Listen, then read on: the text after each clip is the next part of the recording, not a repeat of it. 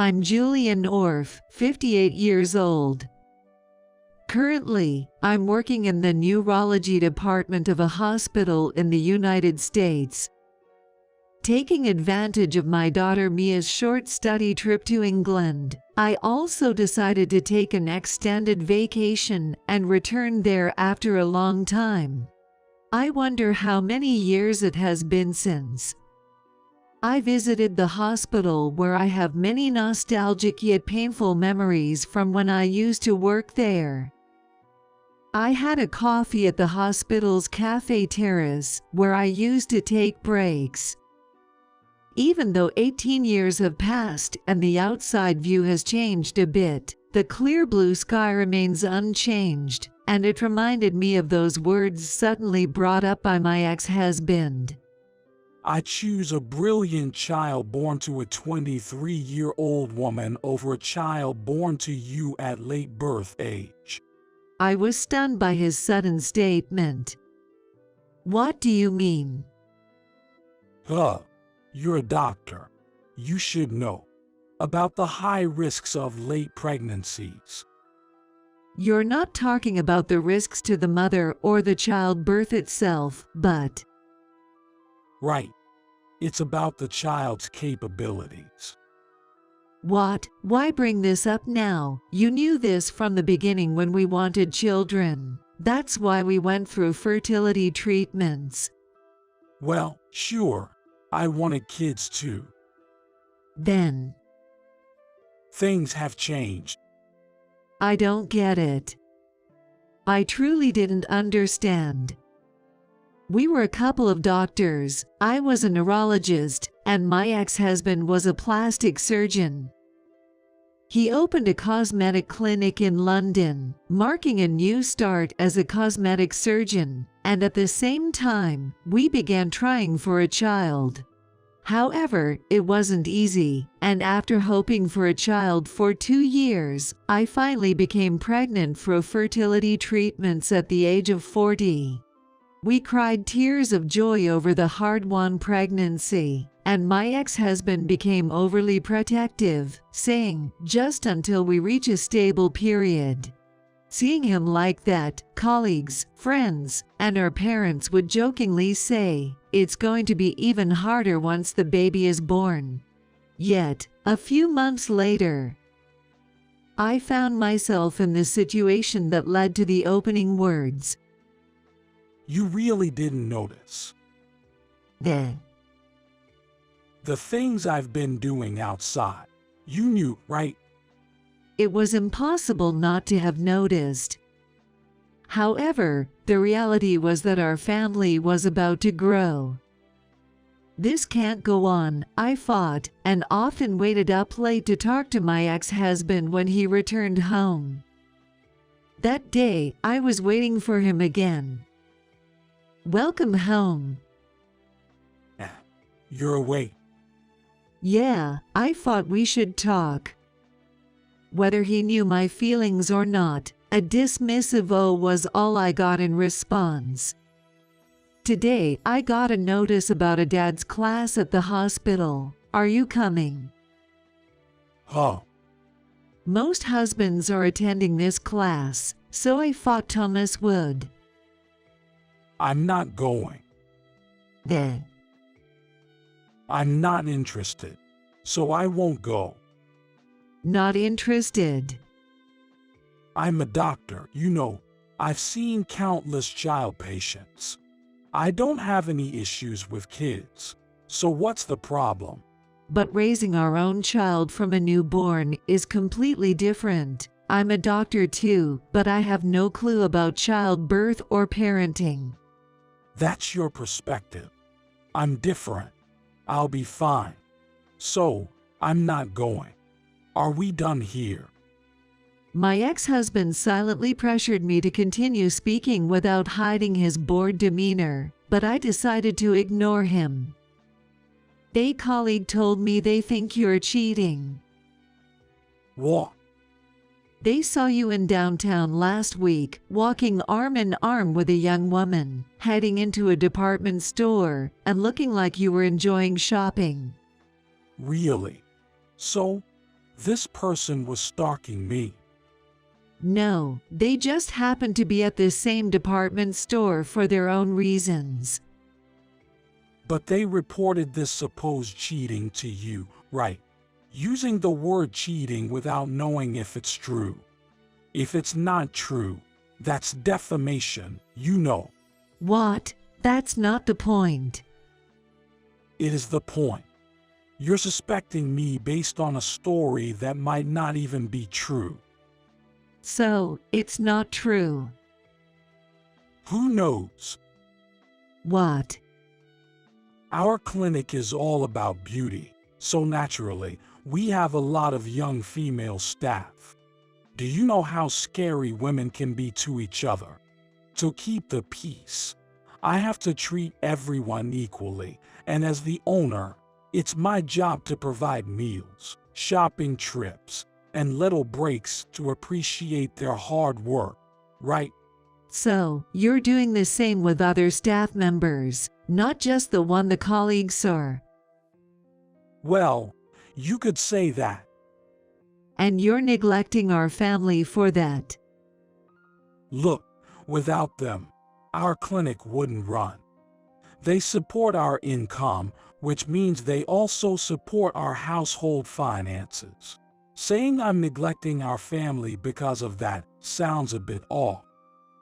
My ex-husband smirked as he spoke. The words coming out of his mouth are disgusting. Healing time, what's that? Does sneaking into hotels count as healing time? The colleague also said they saw my ex-husband entering a hotel with a woman. The hotel mentioned was one my ex-husband often used for dining. The moment I heard it, I immediately thought, this is definitely cheating, but I couldn't say it. Probably, after opening his clinic, my ex-husband began doing these things secretly. Having money, my ex-husband started to direct it outward all at once.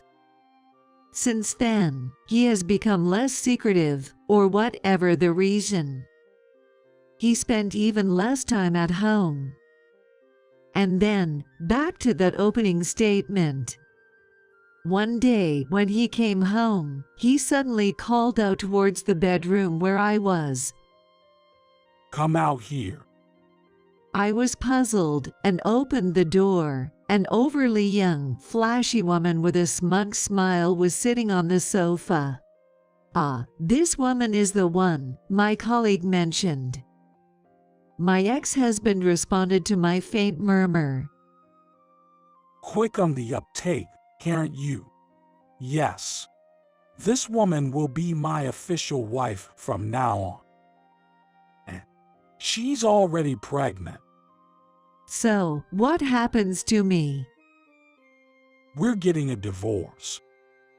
Do you really think we can decide that easily? It's not on a whim. I have to take responsibility for her. What about your responsibility to me? Oh, you mean money? What? I'll give you plenty of money. There's the divorce settlement, after all. I could even give some to the child in your womb, a child born from an outdated womb. I'll give enough money to cover whatever little issues might arise. So just sign this and disappear, will you? Saying that, he placed the already filled out divorce papers on the table in front of me. The woman smirked at me and whispered in a low voice, "Creepy." I couldn't stand being in the same space with these people, and more importantly, I realized it was utterly impossible to think about a future with my current husband and our home after such an event. After that, the process went smoothly. We agreed to involve lawyers in our discussions, and I kept the divorce papers. I didn't want to expose my unborn child to this environment for even a second longer, so as soon as the discussion was finalized, I quickly packed my necessary belongings into a suitcase and left the house. Then 18 years passed, and here I was back again, never expecting to have a chance encounter with this man. As I was lost in these farts, I noticed someone approaching my seat. The moment I turned to look, Julia. A voice I never wanted to hear again vibrated through my eardrums. There he was, my ex-husband, whom I hadn't seen since that day. It's been a while. I couldn't avoid greeting him, so I muttered something neutral. He took a step closer, chuckling softly before speaking again. What? Came crawling back from America. What? You went back to America after that, right? Felt the limit and ran back to your alma mater for help. His twisted smile, mocking in nature, vividly showcased his true character, reminding me of my last image of my ex-husband, and I felt a heavy weight in my gut. Just visiting here, my daughter came for study in England, and we came here together today. You mean the child from back then? Who else? What do you mean? You're coming with her. What's wrong with that girl? Is she sick? What are you talking about? I was speechless at his outrageous remark. The words about older pregnancy and choosing a brilliant child that my ex-husband had said came flooding back, causing my chest to ache anew. As I struggled to find words, footsteps approached from behind. Mom. Mia, you are here. Who might you be? She must have looked like a stranger accusing me of sitting down and shrinking. Mia, while keeping her guard up to the maximum against my ex-husband, checked out the man. My ex-husband, upon seeing Mia for the first time, gave me a curious look. I said to my ex-husband with a small laugh, "This is Mia North, my daughter, and also your daughter by blood." It's no wonder my ex-husband was shocked to his core. Just by her appearance, Mia was tall and had a beautiful, radiant look. If he had been keeping up with the rumors, my ex-husband would have heard about her.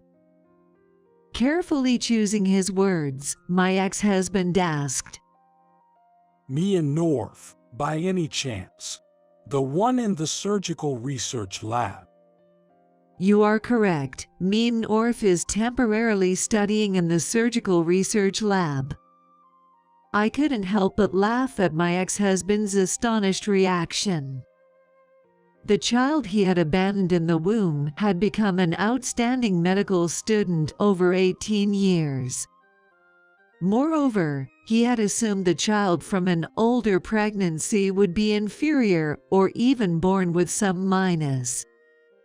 He could never have imagined that such a child would turn out to be a beautiful medical student. You must be surprised. You never would have imagined that the child of the woman you dumped by spouting words of inferiority to older births would turn out to be so perfect, huh? That is. And Mia, she's accelerated her education, so at 18, she's already a second-year medical student. She's finished college already. What did you say? I couldn't help but smile at my ex-husband's bewildered response. Not familiar with the American education system. Shut up. Thomas, you're the one who knows things, so I thought you'd know. I apologized lightly, and he is a proud man who bites his lip. Even during our marriage, he never hid his displeasure at my slightest remark, and his attitude hasn't changed even as he approaches 60. prompting a small sigh from me. This girl, you see, graduated from high school at 15 and college at 17. Being a single parent, she really did an amazing job. She's a daughter I'm incredibly proud of, both inside and out. That was truly how I felt. Mia is my pride and joy. However, the man in front of me couldn't help but hurl an insufferable insult. PFFT. Probably just used your doctor's clout to squeeze her in somewhere, right? Did you just say something that dumb? You're a professor or something over there. With that kind of power, you could get her into high school, college, medical school, whatever. Don't belittle me. What did you say? Don't lump me in with you. Huh?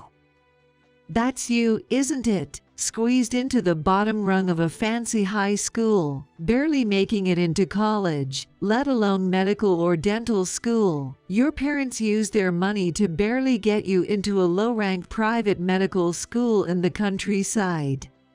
What? How do you know that?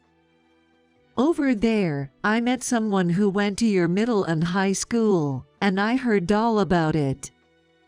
The unexpected boomerang had my ex-husband frantically trying to find out who it was, asking, "Who told you?"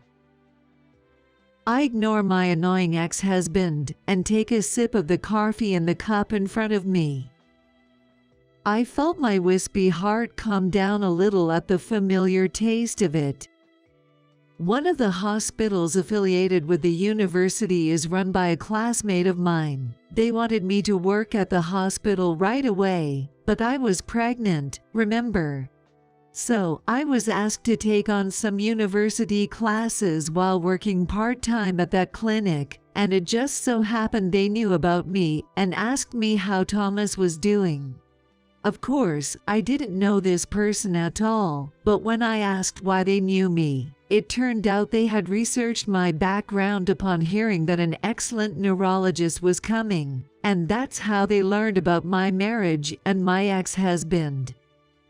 I heard quite a bit, you know, just because you're a bit rich, causing trouble, bullying, flaunting your money to play around with girls. My ex-husband's family owned land in the countryside, a so-called wealthy household. So, he had power and money in his hometown, and was an only child who could do whatever he wanted.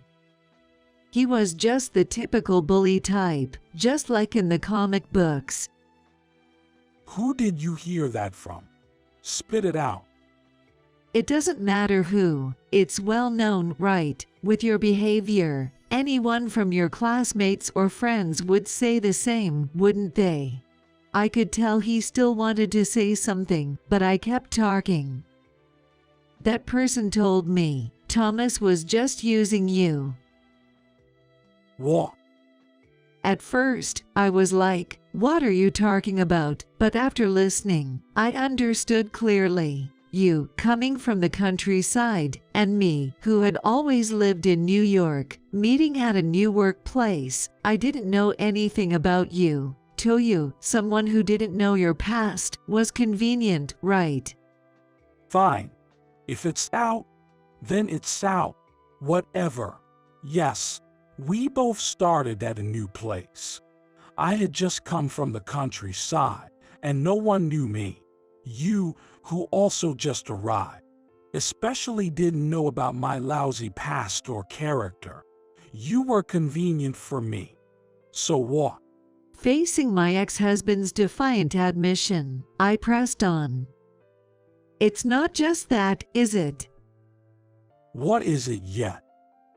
You wanted a brilliant child, a child to negate your complexes. A perfect child is why you wanted me. No, you wanted my status and genes, right? You wanted the genes and status of someone the complete opposite of you, right?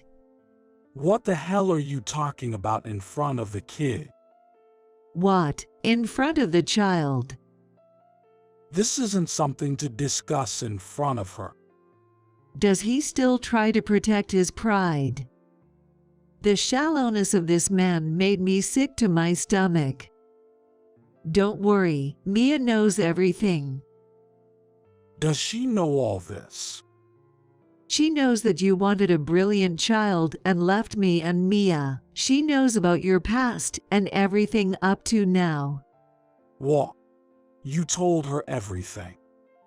I simply told the truth. The father was gone before she was born, and she was raised by a single mom. It's not like there was nothing to tell. Besides, someone as smart as Mia couldn't be fooled anyway.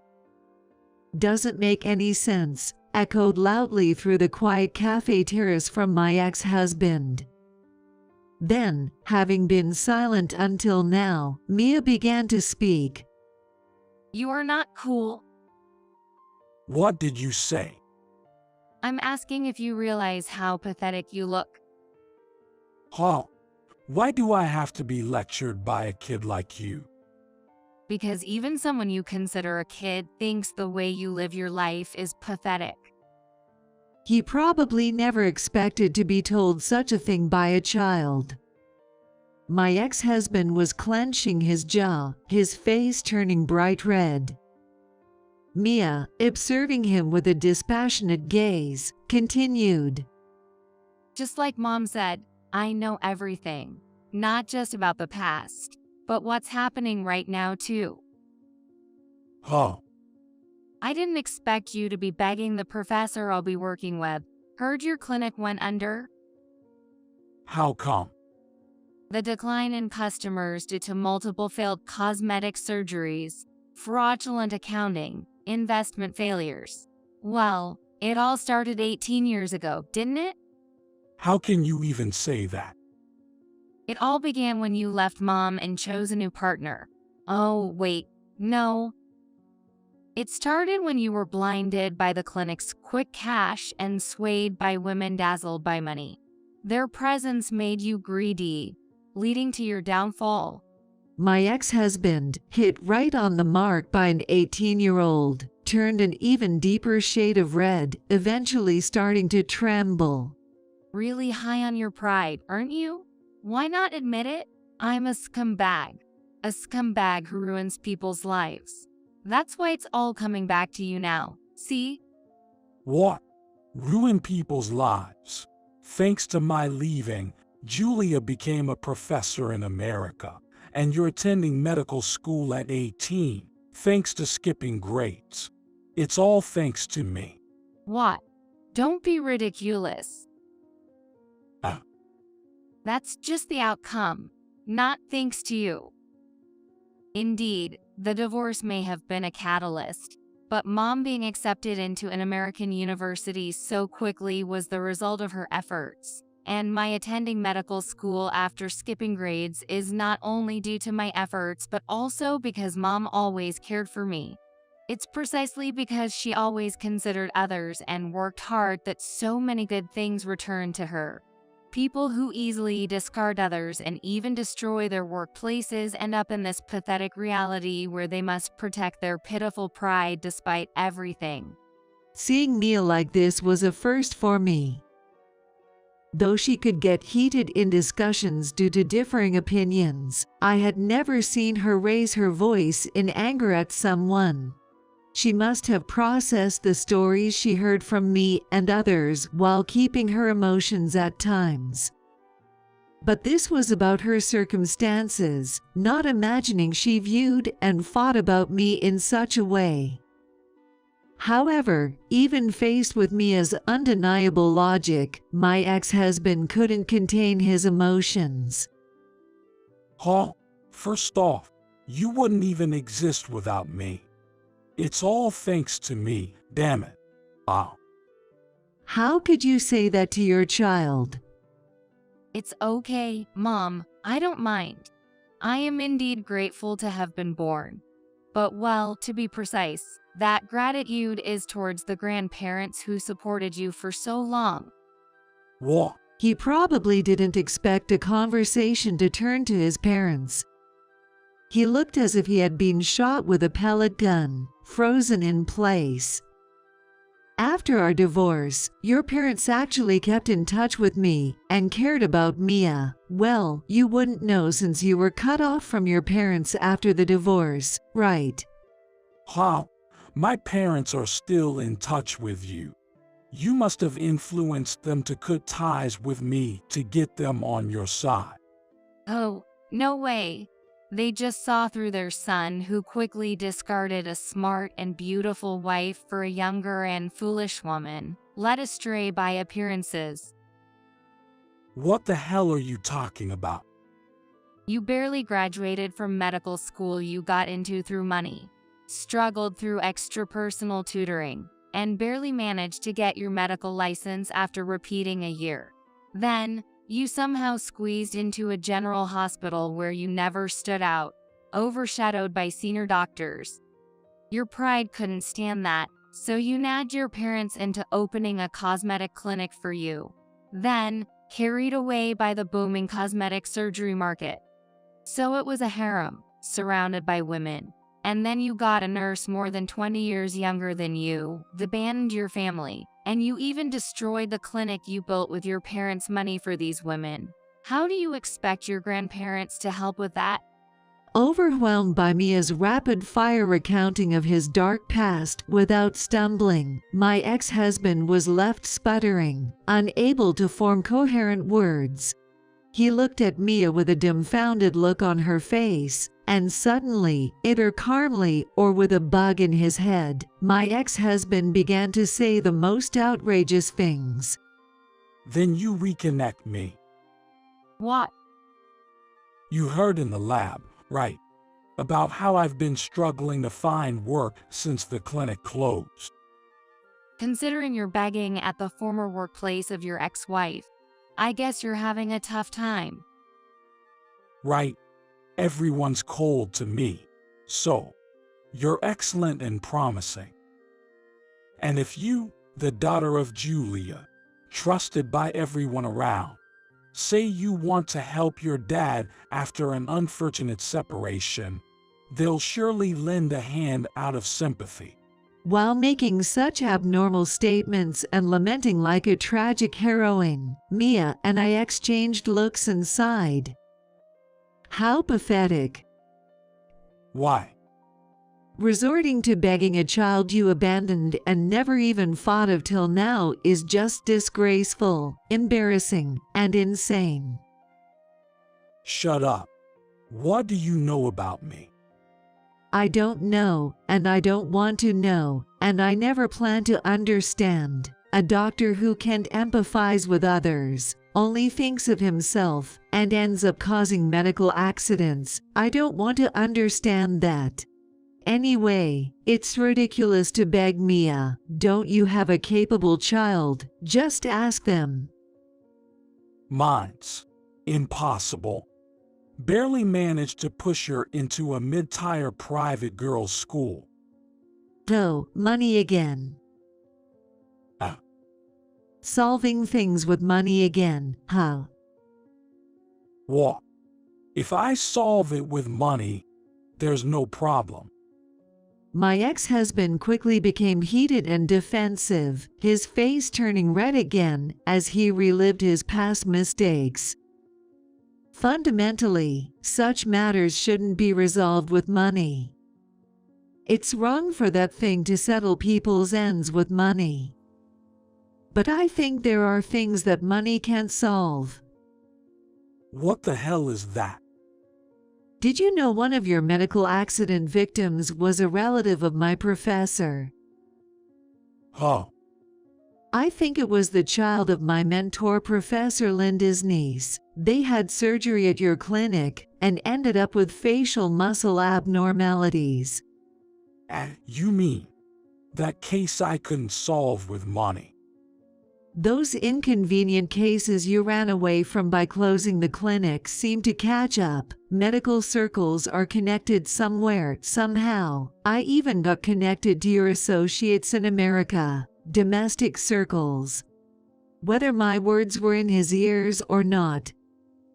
My ex-husband, now pale and sweating profusely, froze, his eyes darting around and settled. It's okay. It will happen just as you imagine. Too scared to speak. No need to be scared now. It's your doing. If it's for your gain, others' well-being doesn't matter. Just try to maintain that dark spirit even behind bars. Wait, I really am. Your big hit might be sooner than you think. You were too busy securing your own job to notice you were being pursued. It's a joke, right? With such a malicious story, it's no joke. You don't need to look for work anymore. You wouldn't be able to work anyway. It can't be. If you think it's a lie, then keep thinking that until it happens. Spend quality time with your precious family. After saying what I needed to say, I touched Mia's arm to signal it was time to leave. Mia, touching my hand back, smiled softly. After that, Mia returned to USA after about 2 months of medical study. England is awesome.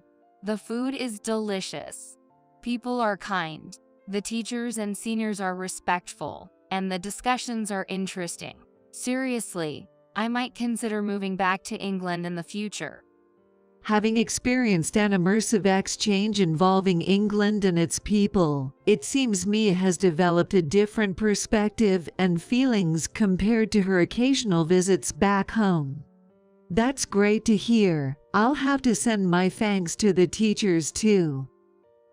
Make sure you do, Mia says, grimacing at the taste of the overly sweet American juice she's drinking for the first time in a while.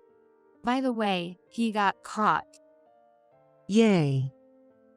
While Mia was studying abroad, my ex-husband was arrested.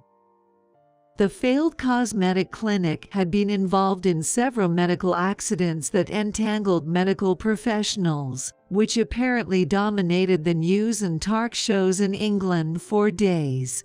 I am sure Mia heard or saw the news. Mia went to England to study and came back with an unexpected story. But this is what being 18 is all about.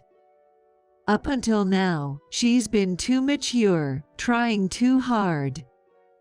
Using one's abilities is indeed important, but medical practice accompanied by humanity, as I deeply feel after over 30 years as a doctor, is crucial. Medical acts are meant to aid people's lives, and the main focus should always be on the person. Going forward, Mia will surely grow significantly as a person. As a parent and a senior in the medical field, I'll silently support her from behind and walk with her when needed. My secret fan activity, it seems, will be a lifelong endeavor. Grandma, I'm hungry. What's for lunch? It was just before noon when my daughter, Emily, returned home with her son, Noah, for the birth of her second child. Noah, waving his hands excitedly, looked so adorable, and I answered with a warm smile. We're having Emily's favorite, omelet rice, for lunch. Do you like it too, Noah? Yeah, I love omelet rice. Noah spun around, with his arms raised in a cheer. Just then, a loud crash came from the direction of the cupboard. Emily. When I rushed towards the sound, I found Emily leaning tiredly against a table, seemingly exhausted. Are you okay? As I stepped closer to support Emily, I saw something incredible happen in front of me. A small shadow moved quickly towards Emily and kicked her in the stomach with great force. What? Cough, cough. Emily doubled over in pain, and the small shadow stood defiantly in front of her. Noah. Shockingly, the small shadow that had kicked Emily was Noah. I couldn't believe my eyes for a moment, and when I got back to myself, I told Noah off. "Hey, Noah, what are you doing to your mom? Emily, are you okay?" I immediately went to Emily's side and whispered to her. Yeah, I'm so sorry. I'm so sorry. I'm so sorry. For some reason, Emily kept apologizing desperately.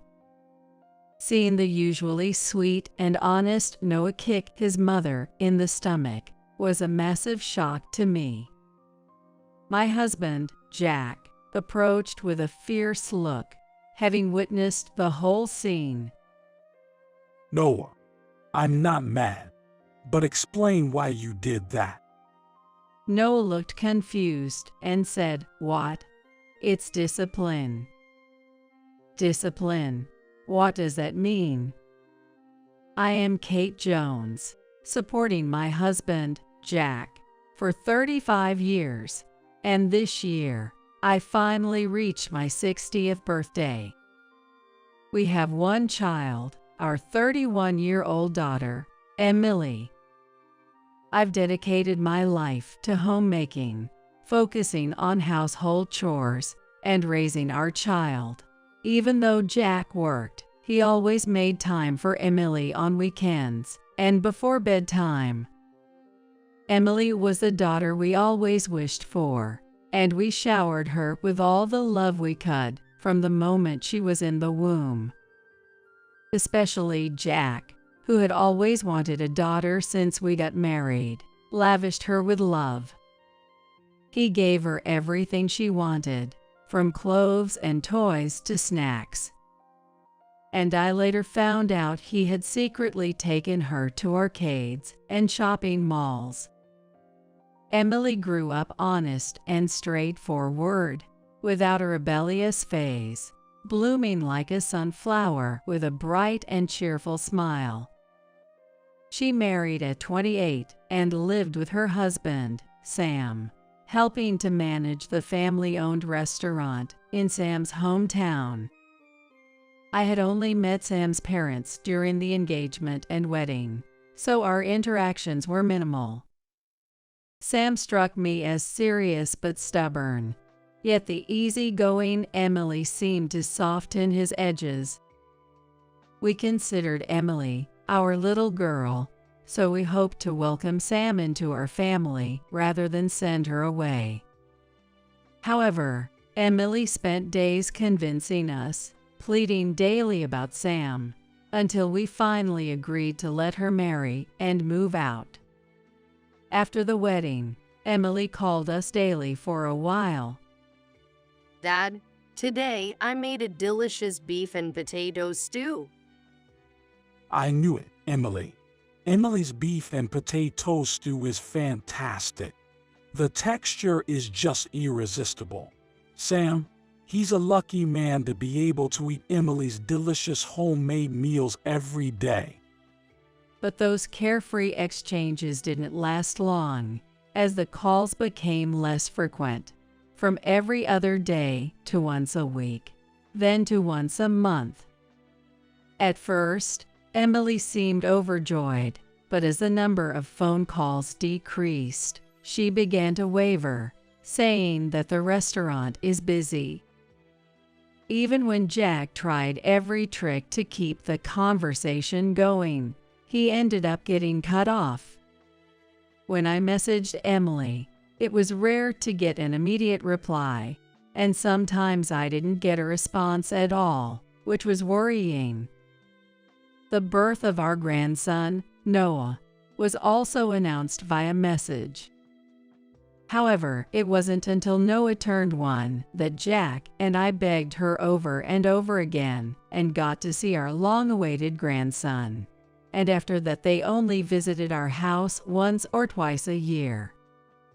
Even though we asked Emily to come back more often, her reluctance was puzzling, and before we knew it, Noah was old enough to start elementary school. Thus, we hardly heard about Emily and her family's situation, and had no clue about their lives. Jack tried calling several times but lamented that he could never get through. One evening, just as we finished dinner, the phone rang. "Hello." Hi, Mom. Is now a good time? "Yes, it's fine." It was Emily's first call in 6 months. Seeing my surprise, Jack glanced over, so I switched to speakerphone so he could hear too. I'm about to give birth soon and was wondering if I could come home. Would that be a bother? "What? Emily, when did you get pregnant?" Jack stood up abruptly, shocked by my question. Really, Emily? Oh, didn't I mention? The due date is the 23rd. We hadn't heard it. Really? Sorry. But yeah, I got pregnant. I've already chosen a hospital for a maternity visit back home and have gone for a few checkups. Sorry, it ended up being after the fact. Although it should have been happy news, Emily's voice sounded gloomy and hesitant. So, is it okay? I know Dad and you are busy, and I'm sorry to bother you. Emily seemed more concerned about imposing on us by coming back than her impending childbirth. A bother. You're always welcome here. Before I could respond, Jack eagerly assured her. "That's right. We're always waiting for you and Noah to visit." Thank you. Then I'll be in your care? Emily spoke softly and then hung up. Emily. The call ended so abruptly that Jack kept calling her name into the phone, but all we got was the dial tone. Is Emily okay? Jack gripped the phone tightly, whispering as if talking to Emily. Emily sounded off, didn't she? Yeah. I've never heard her sound so down. Our joy at hearing our daughter's voice was overshadowed by concern for her unusually downcast demeanor. The following week, Emily came home with Noah.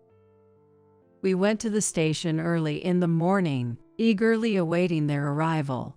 Emily appeared from the ticket gate, pulling Noah's hand. Emily. Noah. Jack rushed towards them and waved his hands enthusiastically. Mommy, who's that man? Noah noticed Jack, but he didn't remember because he hadn't seen Jack for over 3 years. He's my dad and your grandpa. Emily waved at us with an apologetic look on her face. As they came through the gate, Jack greeted them with a forced smile, hiding his disappointment at not being recognized by Noah. Emily. Noah. Have you been well? Dad. Emily seemed to grasp the situation from Jack's expression, tensing up as she whispered something to Noah. After hearing Emily's words, Noah said with a sharp look of mission, Grandpa and Grandma, I'll be in your care for a while. Of course, you're our family, so feel free to lean on us all you want. It was clear Emily had instructed Noah to say this, so Jack answered in a reassuring tone. It saddened me to think that Emily had become so considerate of us, her parents, without us knowing. Noah, like Emily when she was little, seems to have a spoiled personality, begging Emily to praise him. Emily gently stroked Noah's head while she rubbed her stomach and sighed. Anyway, you must be exhausted. It's a long journey. No, I'm okay. Yet, Emily's complexion was pale, and she looked even thinner than the last time we saw her. Emily, have you lost weight? Are you eating properly?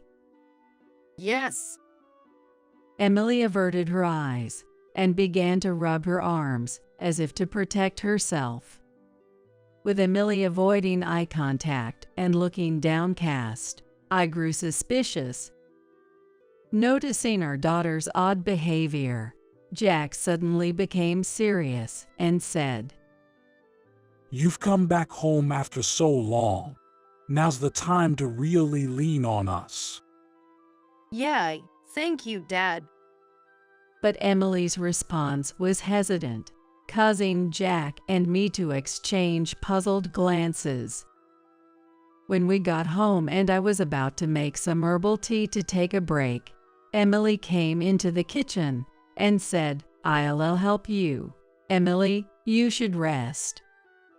I can help you. I am okay. Emily forcefully grabbed a kitchen towel and began wiping the dining table, sweat forming on her forehead. You were a very spoiled girl. What happened all of a sudden? She had never once talked back to me, but now she seemed like a different person, turning her back to me. It's nothing. I've just come to understand the challenges of being a mom. While meticulously wiping the table, Emily spoke calmly, but she looked so frail I had to force her to lie down in bed. Mom, I am okay. Emily was lying down and saying in a weak voice, and I was worried about her. We're taking care of Noah, so sleep for a while. I am sorry. Emily used to be so bright, like a sunflower, but now she was trembling and seemed so small and scared. It's not I'm sorry. It's thank you, right? Yay, thank you, Mom. I continued to gently and slowly rub Emily's shoulder. She must have been so tired that she fell asleep in less than 5 minutes. Meanwhile, Noah, overflowing with energy, played with toy trains with Jack. I smiled and spoke to the two who were playing. Put it away when you're done playing. Okay. Noah responded energetically, raising his hand. It's very good of you to answer well, Noah. Noah is such an honest and good boy as Emily. I smiled, left Noah in Jack's care, and decided to go grocery shopping to prepare lunch. Today, I plan to make Emily's favorite omelet rice, trying to shake off the nagging anxiety. When I returned from shopping and it was time for lunch, Emily had just woken up. Did I sleep a lot? Yeah, you slept soundly. What should I do? For some reason, her face turned even paler, showing a frightened expression. Is something wrong? No, I need to start making lunch soon. Without hearing me stop her, Emily went hauntingly to the cupboard. Her behavior was more suspicious than I had ever seen, filling me with an increasing sense of dread. Just then, Jack and Noah, tired of playing and hungry, came. Grandma, I'm hungry. What's for lunch? Noah's flailing hands were endearing, and I answered with a smile. We're having Emily's favorite, omelet rice for lunch. Do you like it too, Noah? Yeah. I love omelet rice. Noah spun around with his arms raised in a cheer. At that moment, a loud crash came from the cupboard. Emily. Rushing over, it seemed Emily hadn't fully recovered, as she was slumped over, leaning on the table. Are you okay? As I stepped closer to support Emily, I saw something incredible happen in front of me. A small shadow moved incredibly fast towards Emily and kicked her in the stomach with great force. What? Cough, cough. Emily crumpled to the ground, with a small shadow standing defiantly in front of her. Noah. Shockingly, the small shadow that had kicked Emily was Noah. I couldn't believe my eyes for a moment, and when I got back to myself, I told Noah off. "Hey, Noah, what are you doing to your mom? Emily, are you okay?" I immediately went to Emily's side and whispered to her. Yeah, I'm so sorry. I'm so sorry. I'm so sorry. For some reason, Emily kept apologizing desperately. Seeing the usually sweet and honest Noah kick his mother in the stomach was a massive shock to me. Jack, having witnessed the whole scene, approached with a fierce look. Noah, I'm not mad, but explain why you did that. Jack was trying to remain as calm as possible, but it was clear he was struggling to contain his anger, his fists clenched. However, Noah looked bewildered. What? It's discipline? Discipline. I didn't understand what he meant, but my first thought was, first, we need to help Emily. Emily. Supporting Emily, whose gaze was unfocused, I looked into her eyes. Emily, what's wrong? You're acting strange. At my words, Emily flinched and then collapsed to the floor. Emily, are you okay? Emily continued to breathe heavily while clutching her stomach. Emily. Gently touching Emily's back, my warmth seemed to reassure her, and her breathing slowly became more stable. Then the warmth of my hand seemed to make Emily's breathing calm little by little.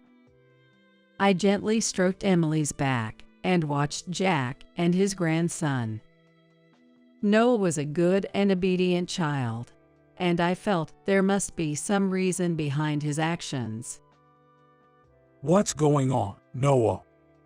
With his face turning red and looking nothing like the person who had just been playing with Noah, Jack's angry expression made Noah look like he was about to cry.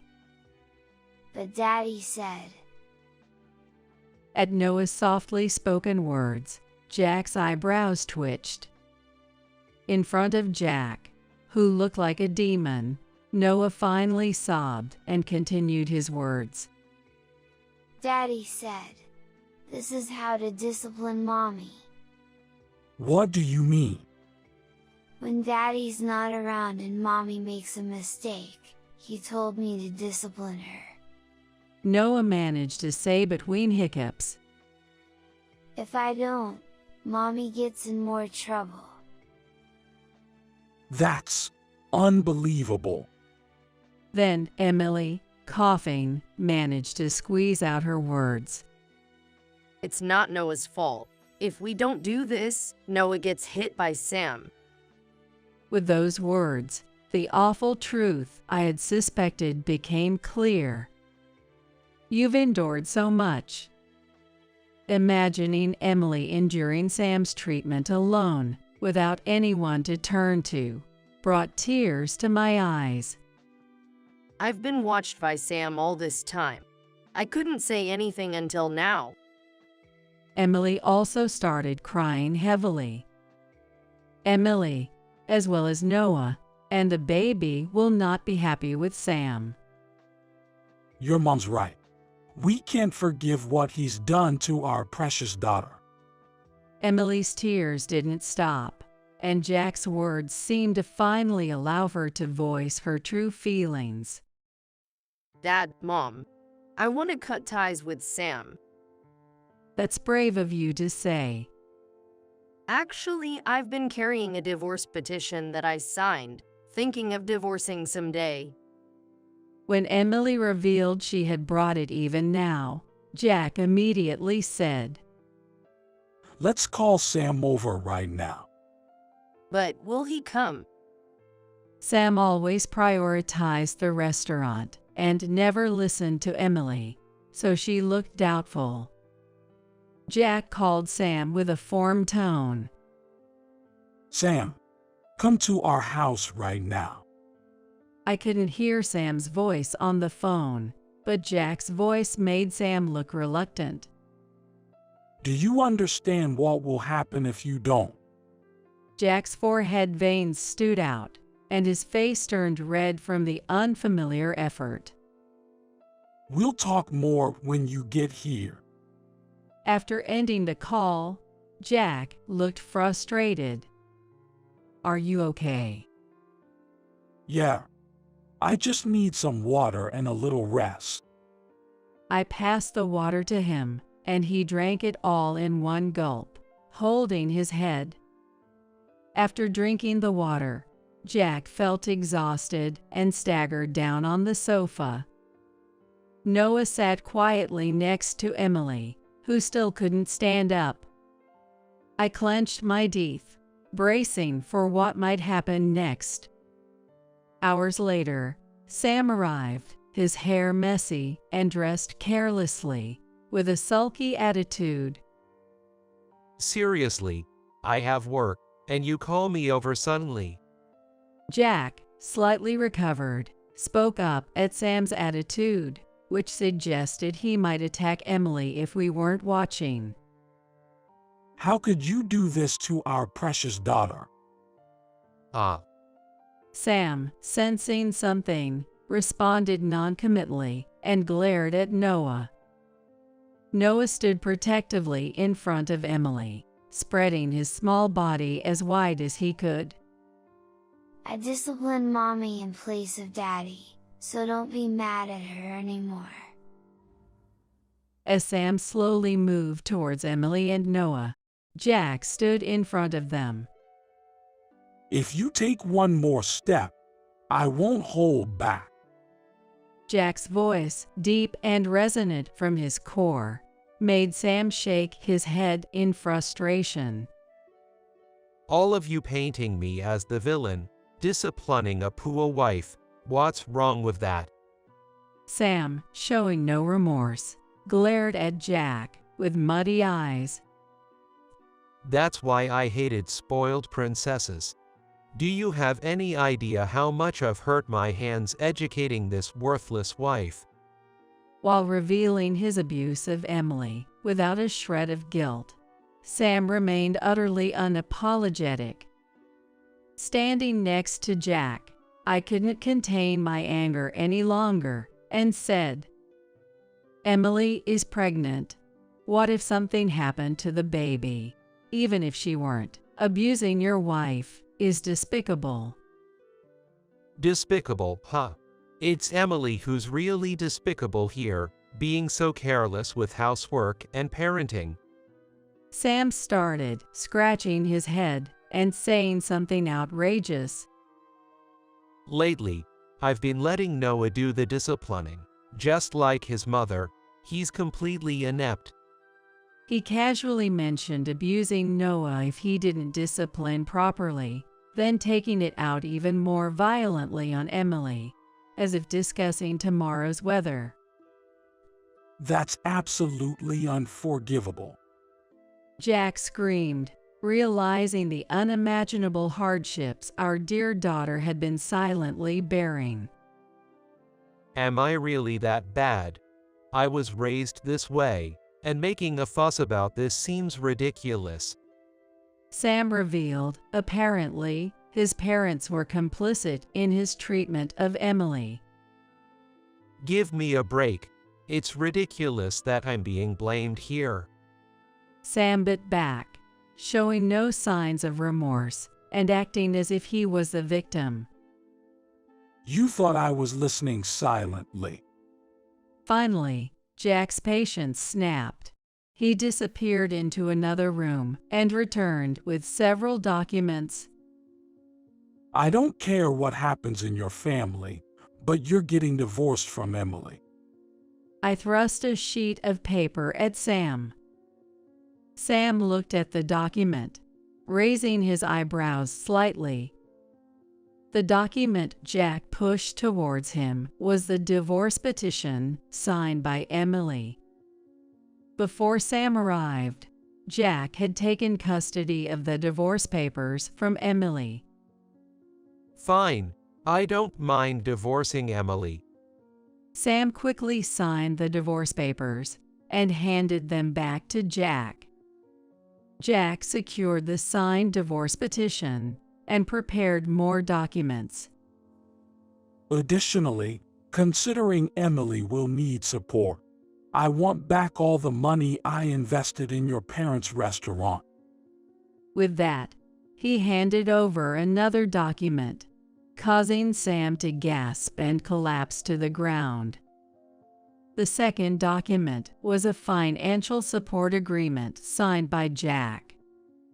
The document stated the total amount of money that Jack had helped so far, and that he might have to make a lump sum repayment depending on his wishes. Since Jack is the executive of a large company, he has given considerable support to Sam's parents' restaurant, which amounts to $100,000. Sam finally spoke after a moment of slumping on his back. I can't give up Noah as the heir, and there's no way I can repay that money. There's no way we'd let you off that easy. Do you have no compassion? I'm the man your precious daughter loved. I supported Jack because Sam was so selfish. After agreeing so readily to divorce Emily, you expect compassion and love. What? You don't care what happens to me, Emily? Sam desperately looked to Emily for support, turning his anger towards her. But protected by us, Emily confidently replied, I don't care what happens to you. As long as I have Noah and the baby, I'll be happy. So that's how it is. Realizing there was nothing he could do, Sam seemed to lose all spirit, now that the divorce was finalized. Following the divorce, Sam's parents' restaurant, having lost Jack's financial support, faced severe financial difficulties. To save the failing business, Sam accumulated debt, but the business ultimately failed spectacularly. Rumors of Sam's abuse towards Emily and Noah spread, and he was eventually ousted from his home. Sam, now labeled as an abusive man, moved far from his hometown and worked tirelessly in a remote factory to repay his debts. Then Emily and Noah, no longer with Sam, lived with us. On a bright, clear autumn day, the cheerful cries of a newborn filled the hospital room. How is it, Emily? As usual, Jack charged towards Emily, causing me to hastily calm him down. Dear, you'll startle the newborn baby with that enthusiasm. Oh, my apologies. As if slamming on the brakes, Jack came to a sudden stop in front of Emily and flashed a smile as soft as melted ice cream. You look just like Emily, a beautiful girl. Hee, thank you. Emily smiled softly, as if the evil had fallen. That smile was indeed the full bloom of sunflowers we knew Emily could bring to life. Mommy, Mommy. Noah, who had been fidgety yet patiently waiting, approached Emily with joy. Noah, you're going to be a big brother starting today. Say hello, will you?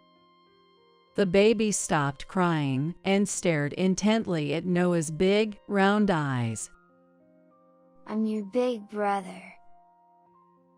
As if responding, the baby tightly grasped Noah's cautiously extended hand and seemed to smile. Oh, how adorable!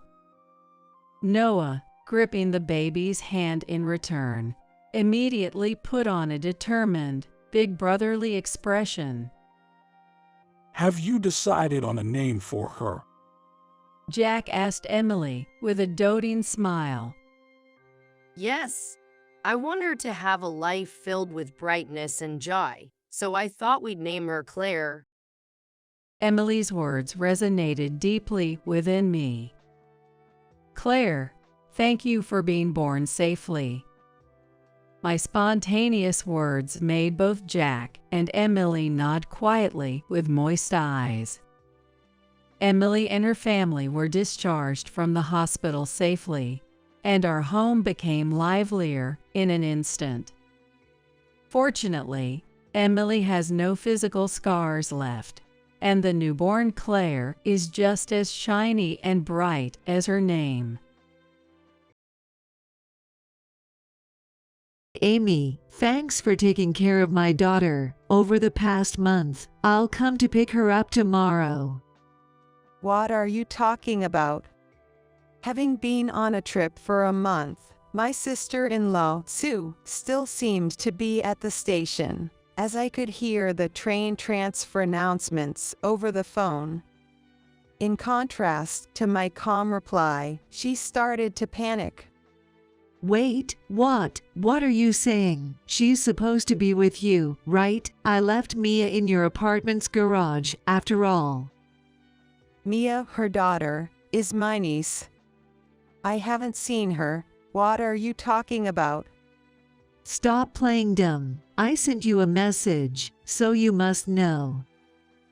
I didn't get any message. No, that can't be. That's impossible. Sue, apparently panicked, screamed over the phone. What are you going to do about this? I left Mia in your care. If anything happens, it's on you. After hanging up once, Sue tried calling Mia's kid's smartphone, but couldn't get through, and was still panicking. When she called me back, yelling even more, I suggested she should head home first. That's true. Nice. After she hung up, she immediately went home, only to find me, John, and Mia, the three of us together. Sue seemed puzzled, her mouth opening and closing as if to say, "Why are all three of you together?" Sue, I've just heard everything from these two. What? At John's words, she turned pale. My name is Amy Smith. Until a few years ago, I worked a regular job. At 40, I decided to go independent and started working as a freelance illustrator. Since my income increased, I now live alone in an apartment. I basically work from home and rarely leave the house, mainly for occasional shopping or meetings with clients. I'm not married and don't have a boyfriend, but I'm satisfied with my life. Although my friends ask if I'm lonely, I've never really thought about it. I'm more fulfilled by my work and have no plans to look for a partner in the future. I'm just a little concerned about retirement, but sometimes I surprise myself by being rather optimistic, considering I tend to take things as they come. Today, after meeting a deadline for an illustration, I took a break at 3 p.m. and glanced at the calendar. I suddenly realized my brother's birthday was coming up soon. My brother, John, 5 years my senior, works as a salesperson at a major publishing company and often goes on long business trips. Sometimes, he brings souvenirs from his assignments.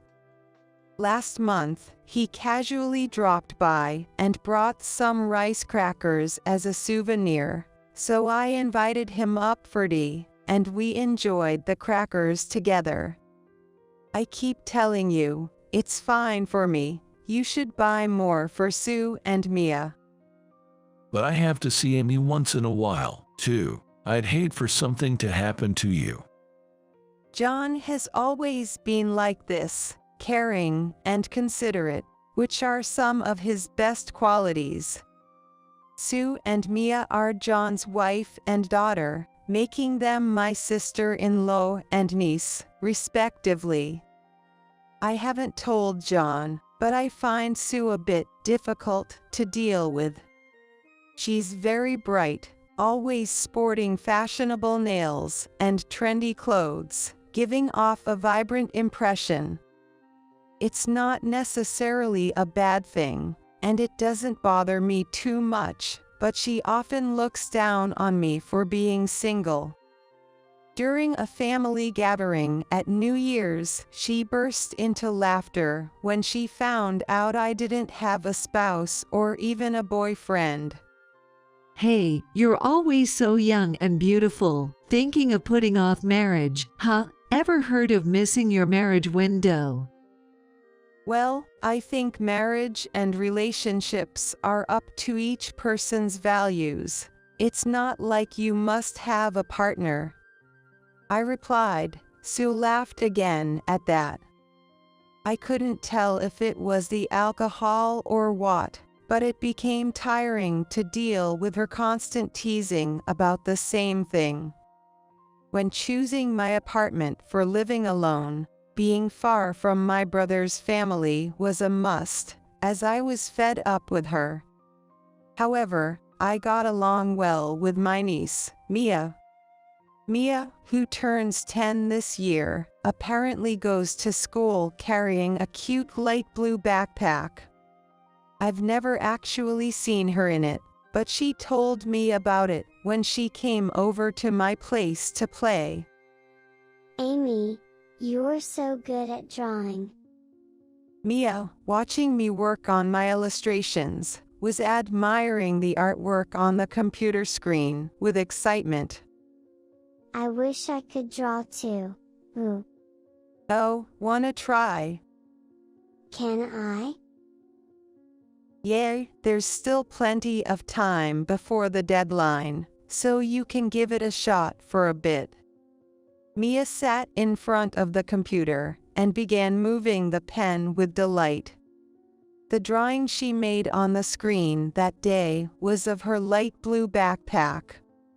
She had also mentioned how it was heavy because she had to carry her tablet device in it. Even with a water bottle, which would make it even heavier in the summer, she's so small yet manages it all. I'm truly impressed.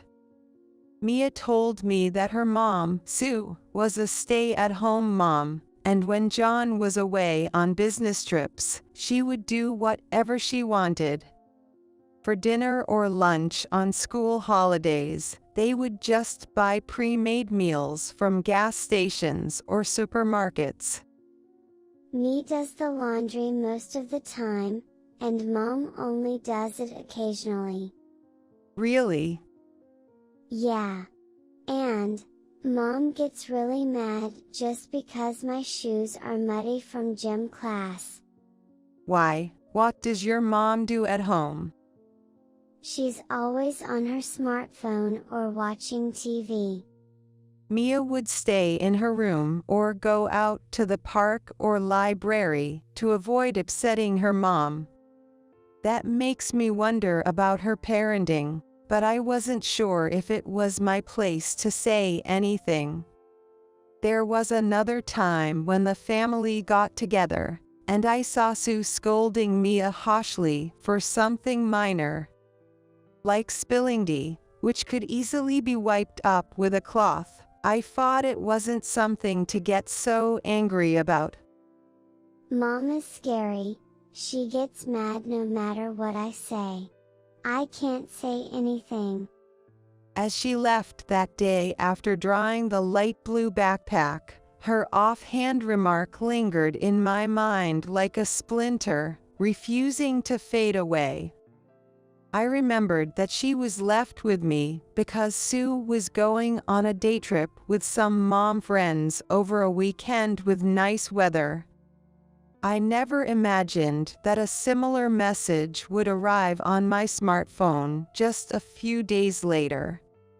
It was around the time when the foliage in the nearby park had fully turned red, and the chilly weather started to make us crave the warmth of the sun. When I returned to my apartment after running a quick errand, I saw a girl standing alone by the parking lot. Seeing her with the light blue backpack on, her face half hidden by a mask but still somehow familiar, took me aback. "Mia." When I called out to her, her anxious eyes looked back at me. It was indeed Mia. "What are you doing here alone, and what's with the luggage?" Next to her was a small suitcase, making it seem as if she had run away from home.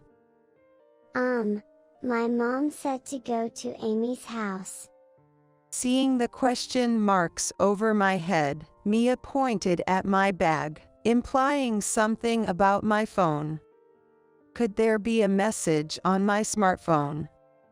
I hurriedly pulled out my smartphone from my bag, and there was indeed a message from Sue, sent just a while ago. Amy, sorry for this sudden notice. I'm going on a trip with a friend for a month starting today. Please take care of my daughter.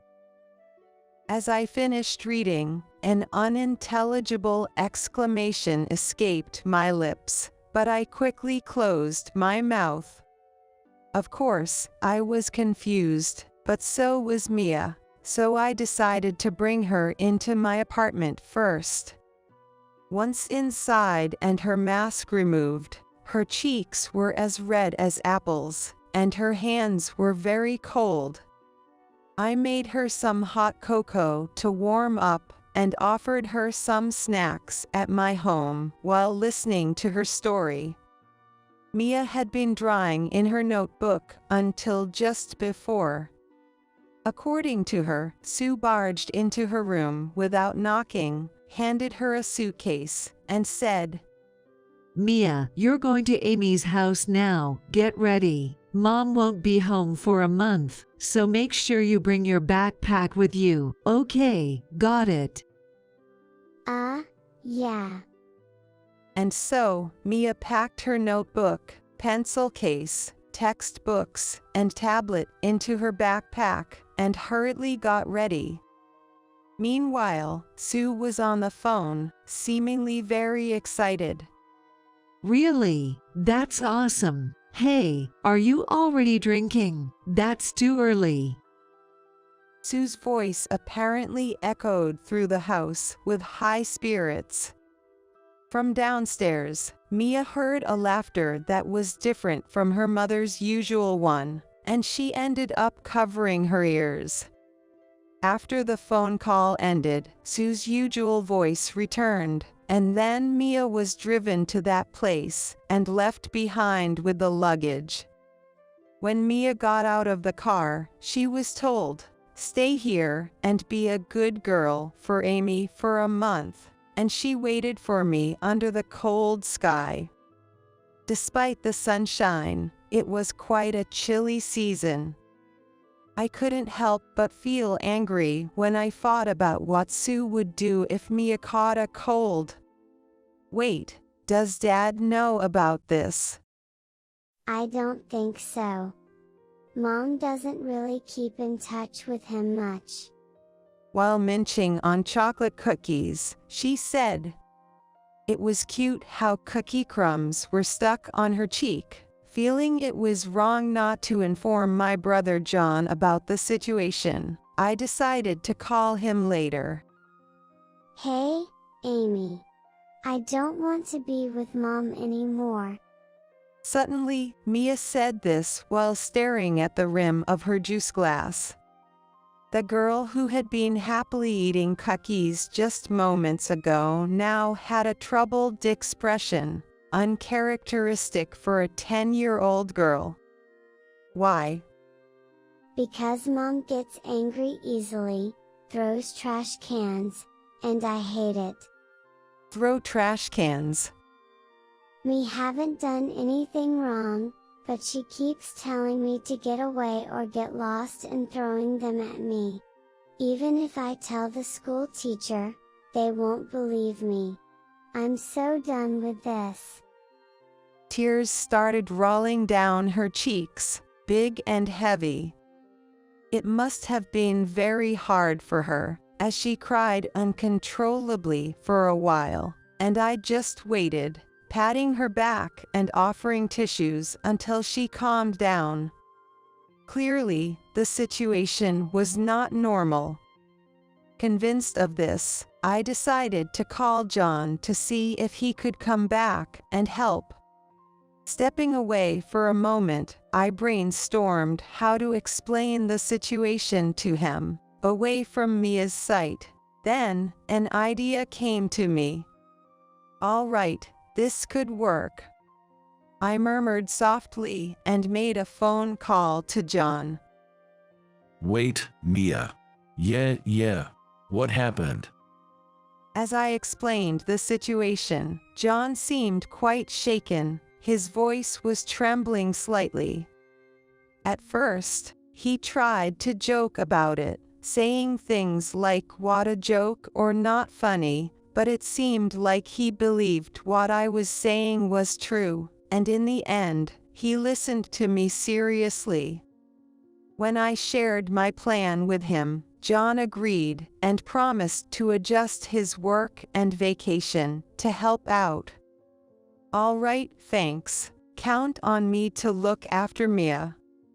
I hung up, then proceeded to delete the message from Sue on my smartphone. Glancing towards the living room, wondering if Mia had calmed down, I tiptoed back. Tonight, I decided to splurge a little and treat her to something delicious. Thinking this, I made my way back, step by step. Mia's school is a bit far from here, but I managed to explain the situation to the school and arranged for her to take the bus. Then, carrying the heavy backpack with her tablet in it might become a bit easier for her. Planning to bill John for the bus pass later, I spent my days working from home as usual. Mia didn't have after-school activities or daycare, so she would come home and do her homework. Amy, can you check my work? I was surprised. I thought that was a teacher's job, but according to Mia, it was different. All my classmates have their moms checked. Me always did it myself. Realizing how self-centered Sue had been, I picked up a red pen. After checking her homework, it was time to start preparing dinner. When I stood in the kitchen, Mia followed and pleaded with her eyes, "I want to help. Today we're making meatloaf, so could you start by peeling the onions?" Sure. Mia peeled the onions faster than I expected, and followed every cooking instruction flawlessly. I wondered if she had learned this somewhere, but there was no time to ask, as dinner was ready before I knew it. Days like these repeated, and before we knew it, a month had flown by. Looking at the calendar, I anticipated Sue's call, and sure enough, it came. Amy, thanks for taking care of my daughter over the past month. I'll come to pick her up tomorrow. What are you talking about? I replied calmly. Sue, having been on a trip for a month, still seemed to be at the station, as I could hear the train announcements over the phone. Wait, what? What are you saying? She's supposed to be with you, right? Because I left Mia at your apartment, so you should know. I haven't seen her. What are you talking about? Stop playing dumb. I sent you a message, so you must know. I didn't get any message. Are you sure you didn't mix up the number? No, that can't be. That's impossible. Sue, apparently panicked, screamed over the phone. What are you going to do about this? I left Mia in your care. If anything happens, it's on you. I'll call her too. With a shrill voice full of anger, she abruptly hung up the phone. After a while, there was another call, and Sue was yelling again. It seems she tried calling Mia's kid's smartphone, but couldn't get through, and was still panicking. Sue, why don't you go home first and calm down? That's true. Nice. I'm going home now. After that, I could hear Sue arguing with another person, seemingly a man, although the conversation was too faint to understand. The room fell silent once again, as quiet as the calm before the storm. Eventually, Sue got home and came rushing down the hallway, her footsteps echoing loudly. As she entered the living room, her face, wild with disarray, turned pale upon seeing me, John, and Mia together. Sue seemed shocked, her mouth opening and closing as if to say, "Why are all three of you together?" without making a sound. I've just heard everything from these two, Sue. And we heard the earlier phone call too. What? We put the phone on speaker so we could all listen. It makes it easier to discuss what happens next. By the way, Mia's smartphone was turned off, so it was natural that Sue couldn't reach her. What have you done? That's my line. I said I didn't know, but the truth is that I've been taking care of Mia here for a month. What's with this sudden trip and leaving her stranded in front of someone else's house? I sent you a message. That's not the point. John carefully chose his words and spoke calmly. Let's stay calm, everyone. Mia's here too. So, Sue, it's true you left Mia and went on a trip by herself. And you just got back, looking at your outfit and luggage. Sue was dressed in a warm coat and seemed ready for an outing. Her suitcase bulged, presumably with souvenirs and new clothes. She didn't deny it, but started making excuses. I did go on a trip. I needed a break from being a housewife. The daily routine of laundry and cooking. It's all so repetitive and stressful. Going out with friends should be allowed. Is that friend the person in these emails? I presented several sheets of paper. They contained email exchanges with what seemed to be Sue's affair partner, discussing travel plans. The emails weren't just recent, they dated back till last spring, including the day I watched Mia for a day, when she went flower viewing with this person. The supposed day trip with mom friends was a blatant lie. Sue covered her mouth, as if admitting guilt. Actually, a few hours before Sue arrived, I had searched her computer at Mia's request and found these emails as evidence.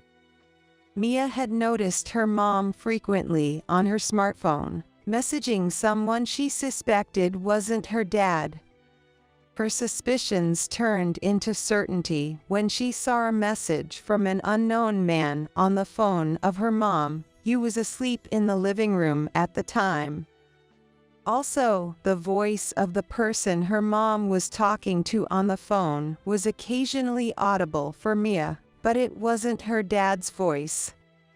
Mia had told me 6 months ago that she thought her mom was having an affair. I was skeptical until I checked the computer just now and realized Mia's hunch was correct. John, trying to stay calm, was visibly shaking. How could you do this? Trusting you, and you leave Mia with Amy to go off on an affair. John approached Sue, his hands trembling. It's a misunderstanding. I was forced to go on that trip. What forced you to leave for a month? Come up with something better. I was threatened, believe me, Mia, you believe me, sweetie. Suddenly turned to Mia calmly and plainly responded. Mom, you were so happy on the phone before you left. And you made me do all the cooking and cleaning while you just slept. Mia glared at Sue, seizing the moment. And you told me not to stay up late but went out in the middle of the night and came back in the morning to sleep on the floor. You were always contradicting yourself. Hearing this, John pressed on. Going out in the middle of the night means you were out partying. No, that's not it, Mia, be quiet. I quickly showed John the photos on my smartphone. The photo captured Sue's back as she left the house late at night, dressed flamboyantly. This was taken a few months ago when Mia contacted me, and I happened to be nearby. I was shocked too. Where were you going at that time, Sue? No, my. Cornered by the photo, she seemed to give up and slumped to the ground. I can't believe this. I can't leave Mia with you anymore. Let's get a divorce. I'll be asking for alimony, too. From now on, you can do as you please with that man. John said this with a heavy heart, and then turned his back on Sue. A divorce? You're kidding, right? Don't you think it's sad for Mia to not have her mother? What about you, Mia? Help me out here. No. Absolutely not. Amy is more like a mom to me. I felt incredibly embarrassed for her, as an adult, to be pleading with her own child like that. Mia brushed off Sue like that. During the time Mia stayed with me, I made sure to spend as much time with her as possible, talking about school, hobbies, and her dreams for the future. Of course, cooking together was one of those activities. Don't worry, Sue, I'll make sure Mia is happy, I said with a smile, and Sue just slumped further, saying nothing more. Half a year later, the divorce between her and John went through, and custody was granted to John. Sue was taken back to her hometown by her parents. The man she had an affair with, whom she met online, disappeared as soon as he found out about the divorce, ending their communication. It was already too late when Sue realized she had been played. She was left with a hefty sum of alimony and child support payments, which she couldn't afford with her savings alone, relying on her parents to cover more than half. After that, her parents kept a close watch on her, and she wasn't allowed to go out late at night anymore. Furthermore, the gossip about her not taking her daughter with her after the divorce spread in her hometown, making her reluctant to leave her house. Still, she'll have to return to the workforce eventually, but what happens next is unknown to me, John, or Mia. John and Mia decided to rent out their house and moved to a different floor in the same apartment building I live in. John plans to use the rental income to pay off the loan and save for Mia. I began visiting them almost daily. John, regretting not being there for Mia and focusing too much on work, decided to change jobs. Transitioning to a new career in your 40s can be quite challenging, but he originally had excellent sales performance and strong communication skills, to the extent that he could have held some position of authority. Therefore, his job search didn't drag on for too long. It took about 6 months, during which he received job offers from 2 or 3 companies, and eventually started working for one of them. I was surprised to learn of his capabilities, that's for sure. It seems that he preferred field sales during his time at the previous company, and had been gently declining any discussions about promotions. I didn't want to stay on the same floor of the same company all the time. For that reason, but your new job is fully remote, right? Yeah, but it's interesting to talk to different people. Plus, being with Mia is the most important thing. Mia is still attending school, with her light blue backpack on her back. Moving meant she had to change schools, which was sad for her, but she seemed to quickly adapt and enjoy her new school life. Mia, have you gotten used to your new school yet? While we were making dinner together, I asked Mia, and she giggled.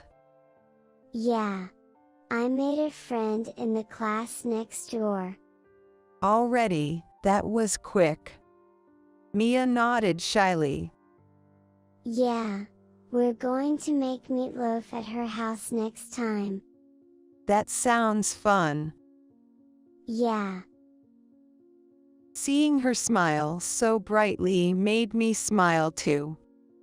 Her dream is to open a Western-style restaurant one day.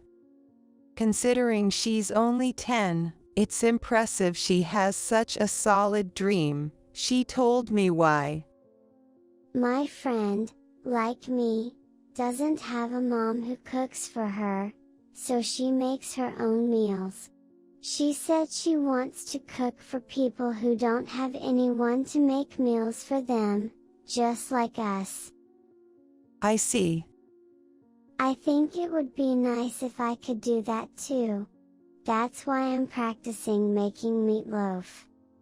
Her innocent smile stirred a complex emotion in me, but I quickly put on a smile and said, "That's great. Mia's meatloaf is delicious. I want lots of people to try it." Thank you. She looks so brave and radiant, facing forward like this. Her dream won't end as mere fantasy or delusion. I'm eagerly looking forward to the day Mia grows up and opens her restaurant. Ugh, you're so annoying. You and Emily are really annoying. I wish you guys would just disappear. Ryan lashed out at me and his own daughter with unbelievable harsh words. Just when I thought I couldn't trust this man anymore, an incident happened. Emily. One day, when I returned home from work, Emily was sitting on the ground in the yard, hugging her knees. Her hands were trembling from the cold. Even with a coat on, her exposed cheeks and the backs of her hands were reddish black. Seeing my face, Emily smiled weakly, relieved. Mom, welcome back. Why are you in the yard? What happened? Where's Dad? Emily kept her smile but resignedly murmured. He went on a trip with Sana. Leaving her behind for a trip was bad enough, but to specifically tell her it was a family vacation was a malicious and despicable act. What does he think of Emily's existence, of Emily's life? Ryan must be underestimating me, thinking of me as a weak woman with little income. Indeed, he's right. But a mother can become strong at times. A fodder like this is unnecessary. I am Lisa Johnson. I am a housewife in my 40s. I have 2 daughters. Emily, who is in the 2nd grade of elementary school, and Sarah, who is 3 years old. When Sarah started preschool, I began working part-time. Having not worked since Emily's birth, I found myself physically and mentally tired. However, having had little interaction with others before, I was happy to have conversations with adults. Mom, I cooked the frozen meals. What Emily did? Wow, thank you.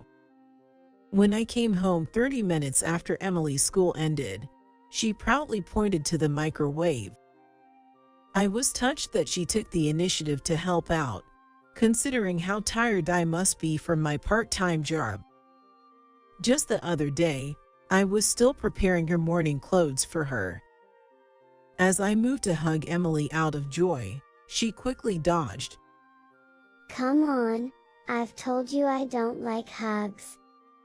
It's a bit lonely, but my daughters are growing up fast. However, I've been troubled by the presence of a rebellious eldest son recently. Yuck, what's this food? Disgusting. My big eldest son, no, actually, he is my husband, Ryan, exaggeratedly complained. The food's too soft. Gross. How can anyone eat this? It's trash. Indeed, today's meal was softer than usual. I had informed Ryan that Emily cooked today's meal while preparing it. Yet, I couldn't understand why he deliberately made a scene. Hey Ryan, stop it. What? Why are you mad? I'm just telling the truth. It's not my fault. Emily bit her lip and glared at Ryan. Hey, you think it's okay to make that face at your parents? You're really cheeky. Not cute at all. Can't even cook the frozen meals properly. You're finished as a woman. Those words should not be directed at a grade school daughter. Anger boiling inside me, I took a deep breath. Just then, Sarah popped her face between us. Daddy, can't you eat? Sarah will cast a magic spell for you. Saying that, she showed the sprinkles. Stretching herself, she sprinkled them over Ryan's meal. Make it tasty. Make it tasty. See, Dad? You shouldn't be picky. Eat lots and grow big and strong. The tense atmosphere instantly lightened. Ryan's cheeks relaxed, and he patted Sarah's head. Thank you, Sarah. You're so cute. Yeah. Sarah is cute. And so is my big sister. What? No, Sarah's cuter.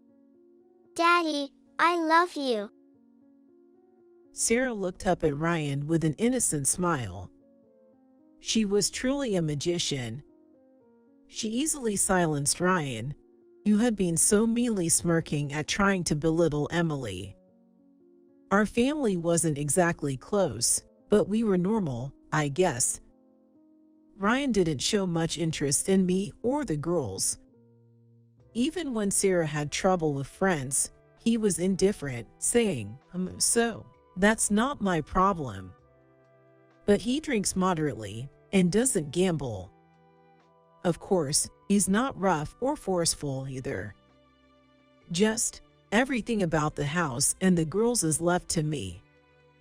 Not a bad person.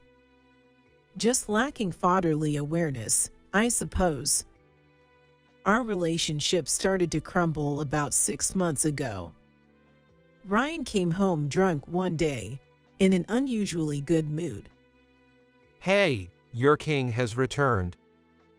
He hassled the kids who were about to go to bed. Dad, don't cling to me. Your smell is so alcoholic. Hey, don't say that. I'm a good guy, right? You love me, right? Stop it. Looking back, it was from that day that Emily started avoiding Ryan, calling him stinky, and Ryan began to find Emily not cute and annoying. Even on days when he hadn't drunk, Emily glared at Ryan, calling him stinky. I might not understand because of my chronic sinusitis, but the girls her age are sensitive, I guess. She doesn't speak ill of him to his face, so I'm watching over this as part of her growing up. But Ryan is the problem. I've got souvenirs. Coming home from work, Ryan proudly announced, showing us a box of cakes.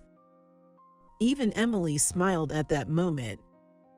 But when we opened the box, there were only 2 cakes. I secretly felt down, thinking they were only for the girls, as I love cake too. Here, Sarah, you have the chocolate cake. You like that, right? Yeah. Love it. And this cheesecake is for Ryan smirked mischievously. Daddy. Emily's smile vanished in an instant. She turned her back to Ryan immediately, turning on the TV as if to say how ridiculous. I couldn't help but let out an annoyed huh. Wait a minute. What about Emily's share? That's not nice. It was as if Ryan had anticipated being confronted, smirking in a way that was unsettling.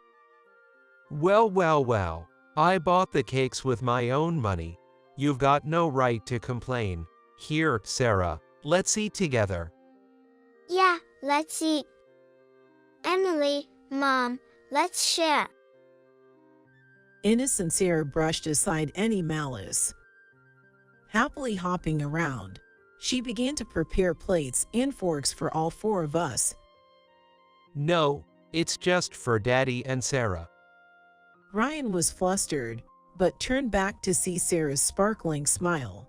He bit his lip hard.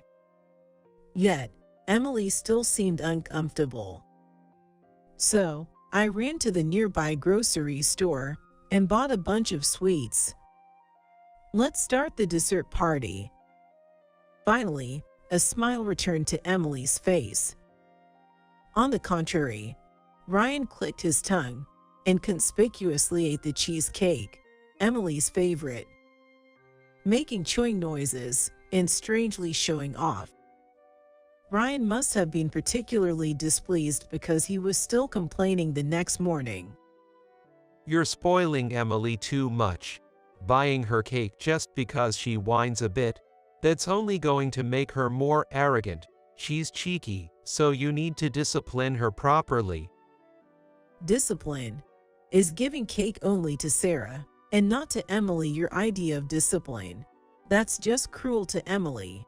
And Sarah can't even enjoy her cake comfortably. Think about how both of them feel.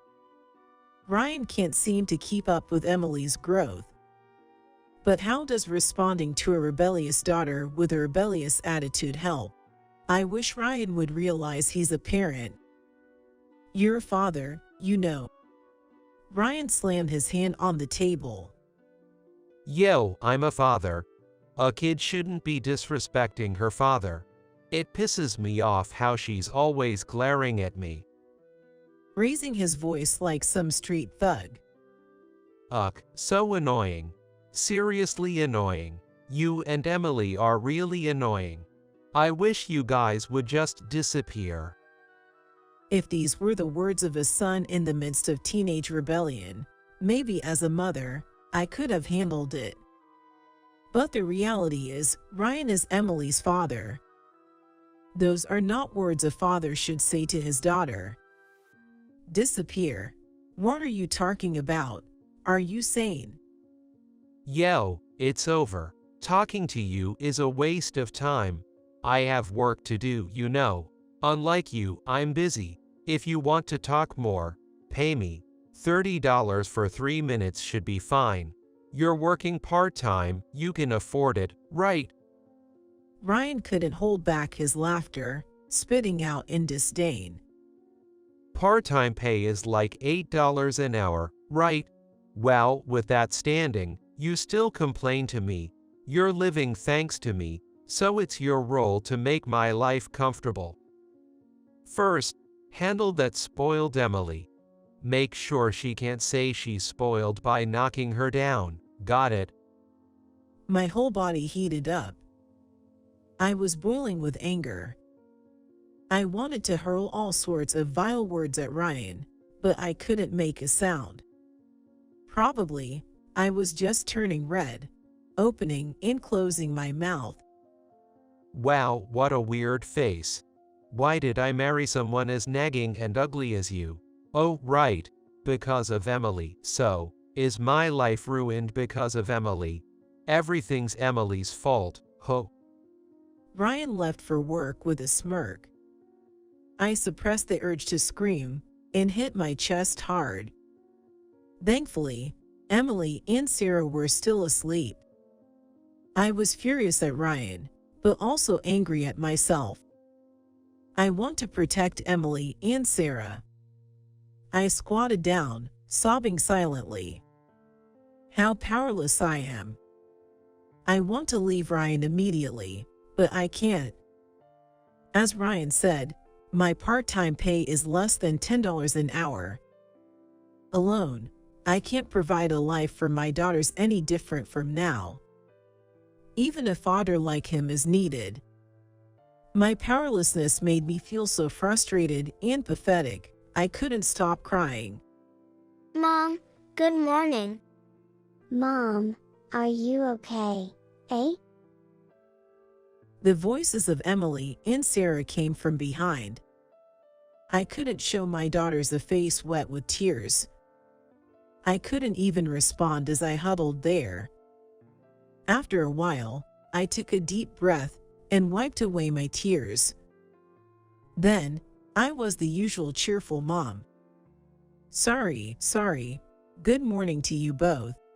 I will make breakfast right away, so wait for it, okay? I tried to head to the kitchen with a smile for my daughters, but Emily grabbed my hand tightly. Sarah gripped my other hand.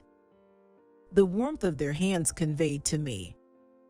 I want to protect them. That resolve became even stronger. However, trying to have a conversation with Ryan afterward was futile. Ryan wouldn't listen. It's Emily's fault for having such an annoying attitude. He stuck to this one point. Indeed, Emily doesn't say it, but she obviously avoids Ryan, so I warned her. But he smells. Even though it's that age, it's not good to show it in her attitude. Even a father can get hurt. I tried to reason with her, but Emily hesitated and mumbled, But, Dad's smell, it's really bad. Don't you notice, Mom? Emily's eyes brimmed with tears. Then she finally shared the feelings she had been holding inside. What? Dad smells sweet to you? I was confused, and Emily nodded emphatically. The relationship between Ryan and Emily remained the same. Ryan dotted only on Sarah and treated Emily roughly. Sarah's really cute. If only Sarah's with me, I'm happy. Ryan would say. I was about to speak out in anger when Emily stopped me. Whatever I said, it would only lead to a meaningless fight. Just Sarah, that's stupid. Emily muttered quietly so only I could hear, and shrugged in exasperation. The incident happened this weekend. I had a rare Saturday part-time job, so I went to work for half a day. What? Part-time on a Saturday? Well, I'll look after Sarah, so you go work without worries. You can earn at least tonight's dinner money, right?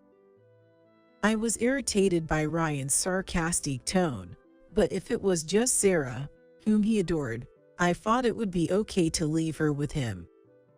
I didn't want Emily to be mistreated by Ryan when I wasn't there, so I had her go to a friend's house in the morning. Afternoon, around 2 p.m., I hurried home. I was supposed to be back by 1 p.m., but it got delayed.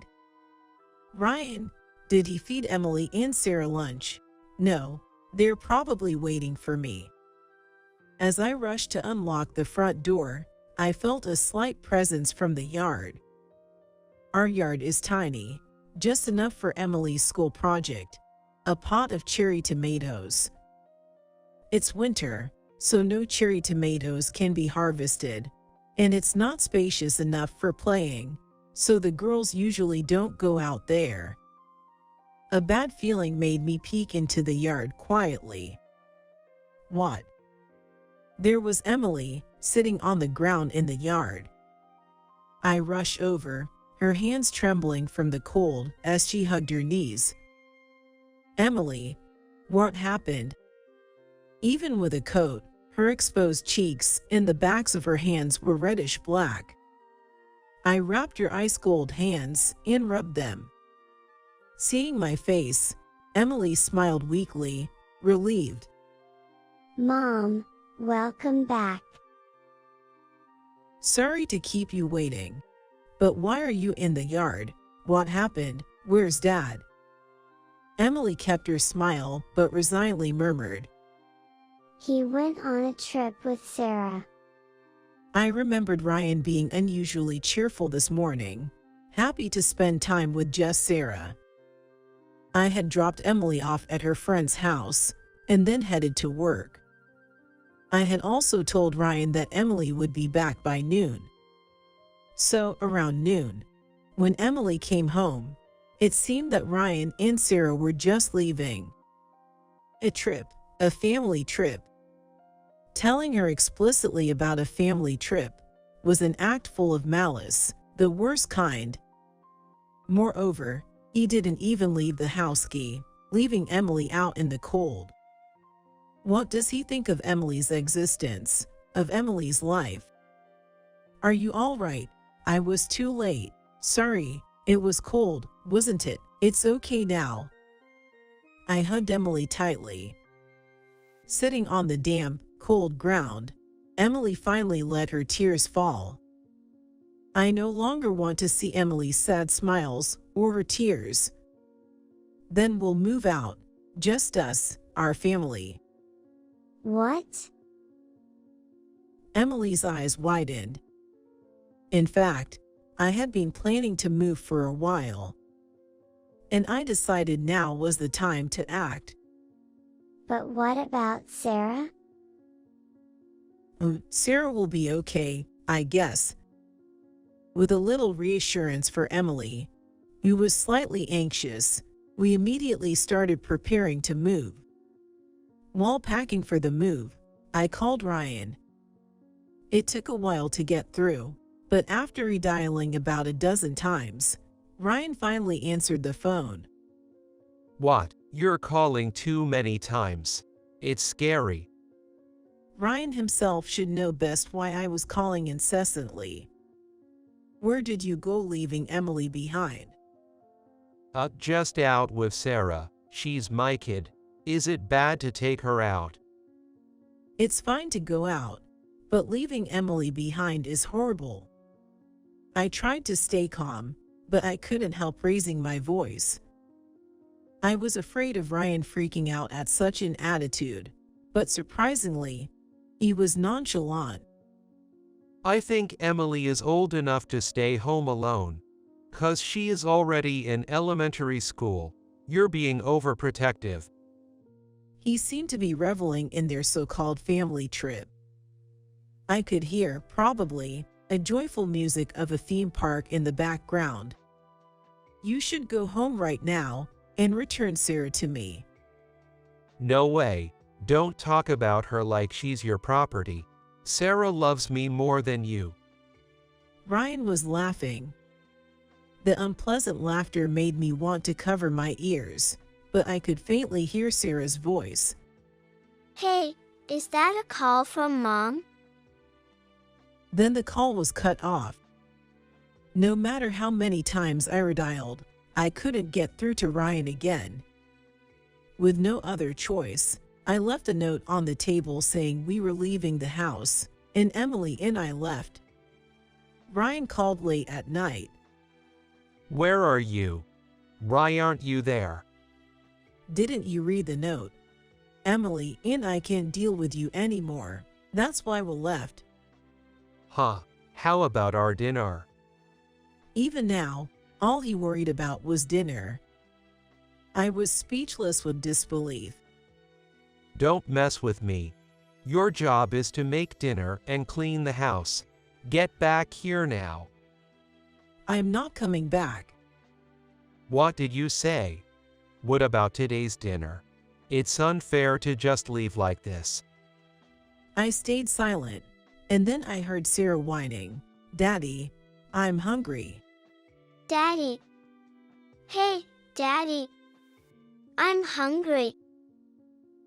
Sarah, Mom left on her own, so no dinner tonight. This is so annoying. Maybe I'll order food delivery. But then, I spent quite a bit on the trip. What a hassle. While I was concerned for Sarah, I hung up the phone. Ryan can enjoy his time with his beloved Sarah's all he wants. And 3 days have passed. Ryan has been calling frequently, but I've ignored all his calls. Today, too, the phone hasn't stopped ringing since early morning. The calls end and then start again, showing he's quite desperate. Thinking it was about time, I answered the phone. Hey, I called you so many times. What have you been doing? Come back home right now. I told you, I'm not coming back. Shut up. Come back. Just, somehow, deal with it. I could sense fatigue in Ryan's voice. He hadn't been involved in parenting much, so maybe he was tired from being with Sarah all the time. Pleading from Ryan, I returned home. As I opened the front door, Sarah ran up to me like a dog. She leaped into my arms with force. Mommy. Welcome back. Sarah, did you miss me? Not at all. I'm fine. Sarah smiled brightly and cheerfully responded. Following behind, Ryan staggered towards us. Where have you been until now? Under his eyes were bags, and he looked resentful. I left a note saying I was leaving. More importantly, where did you take Sarah without telling me? I took her to the amusement park. Before Ryan could finish, Sarah told me. I went to the amusement park with Daddy. Wow, Sarah, that's great. Did you have fun with just Daddy? You know, Ashley Mom was also there. Oh, Ashley Mom. Turning slowly, Ryan was looking upwards. Hey Ryan, who's Ashley Mom? Ryan seemed to be looking for an excuse, avoiding my eyes. Well, that, Ashley is just. Before Ryan could finish panicking, Sarah gleefully revealed the truth. Ashley Mom is Sarah's new mommy. Now I have 2 mommies. Isn't that great? I stroked Sarah's head. You seemed happy. No, that's not right. The only mommy is Lisa, right, Lisa? Ryan swallowed nervously. Making your child call your affair partner mommy is the worst. I spoke in a surprisingly low voice. We have no choice but to divorce, because of your affair. Wait, hold on. Let's not talk about divorce. Really, it's not like that with Ashley. It's over. Ryan tried desperately to cling to me. I knew you were having an affair. What? Emily told me. She said she smelled something sweet from you. She avoided you not because of the smell, but because she hated having a father who was having an affair. Ryan frowned upon hearing Emily knew. Yet, he didn't stop making excuses.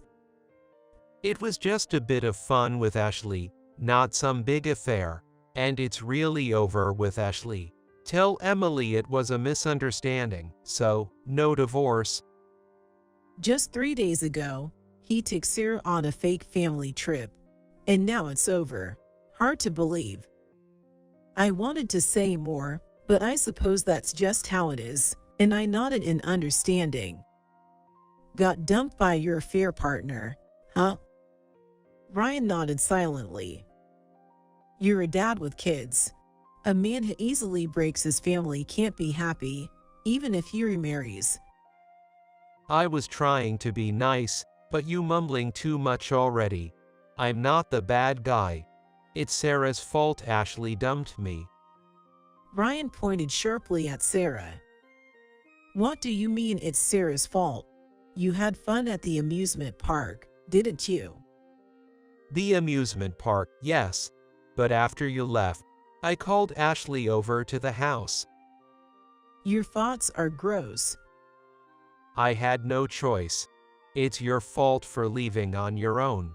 Ashley too, after taking care of Sarah for half a day, she left. That quitta. Ryan was agitated but soon slumped and rounded his shoulders. Anyway, how's Sarah doing? How? She's a sweet girl. Even now, trying to stop our fight, she brings us snacks. Filling my hands in Ryan's pockets to the brim. Yet, Sarah ran off again to fetch more snacks. She was all over the place at the amusement park, getting lost numerous times, which was a hassle. But worse than that were her tantrums after we got back from the park. I ordered takeout for dinner, but she cried, not wanting either hamburgers or spaghetti. Sarah doesn't even like a hamburger or spaghetti in the first place.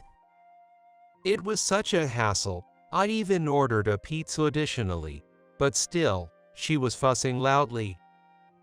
Of course, Sarah likes mac and cheese. She's particular about the product too.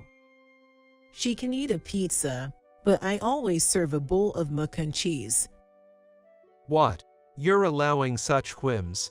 Sarah is incredibly spoiled. She doesn't sleep well at night, and when she does, she starts crying. When am I supposed to sleep? That's why Ryan had dark circles under his eyes. Usually, Ryan sleeps in a different room from me and the kids. Though he probably heard the noise, he must have thought it didn't concern him. She's crazy, right? Suddenly starts running when we're outside. What's with that?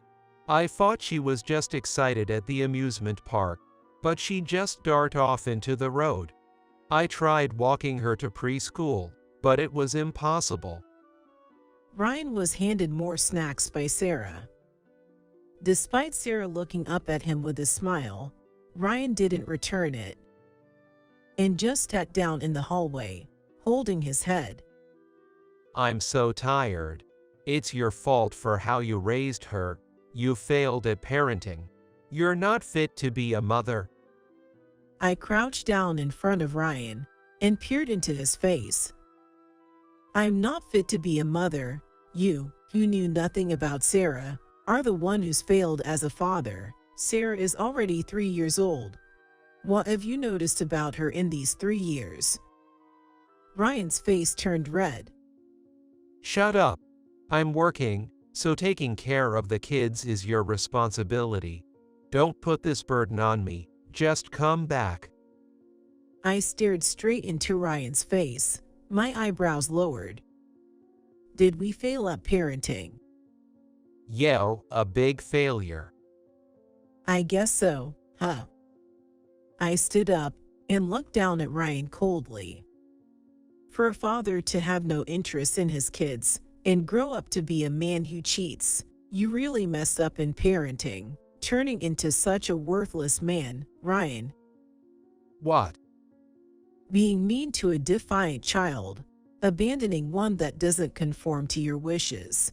And you still call yourself a father. We don't need such a failed father. Overwhelmed by my pressure, Ryan couldn't stand up. Somewhere deep down, I had thought parenting was my job, and I had been hesitant because Ryan was providing for us. But I can't continue to be a family with Ryan after his foolishness has been so blatantly exposed. You want me to come back? No way. I just came to pick up Sarah. Ryan, we don't need you. I'm not your mom. I have no obligation to indulge your whims. What? Are you mad? Always acting so superior, but Ryan immediately loses his momentum when I push back a little. Sorry, cheating was wrong. But I've really ended things with Ashley, okay? She's the worst, you know. She said she wanted to take cute little Sarah if we got married. But then she bails after half a day. Useless, right? She's over 30, still living with her parents. Can't even make a decent meal. In the end, you're the only mother for Sarah. Who was it again who just looked down on me as an unfit mother, trying to smooth things over with such flimsy words right after? Being exposed really shows how unreliable he is. Right, I am the mother of Sarah and Emily, and I'll never abandon them or fail to protect them. So, as a father, I cut off Ryan's voice. It's too late.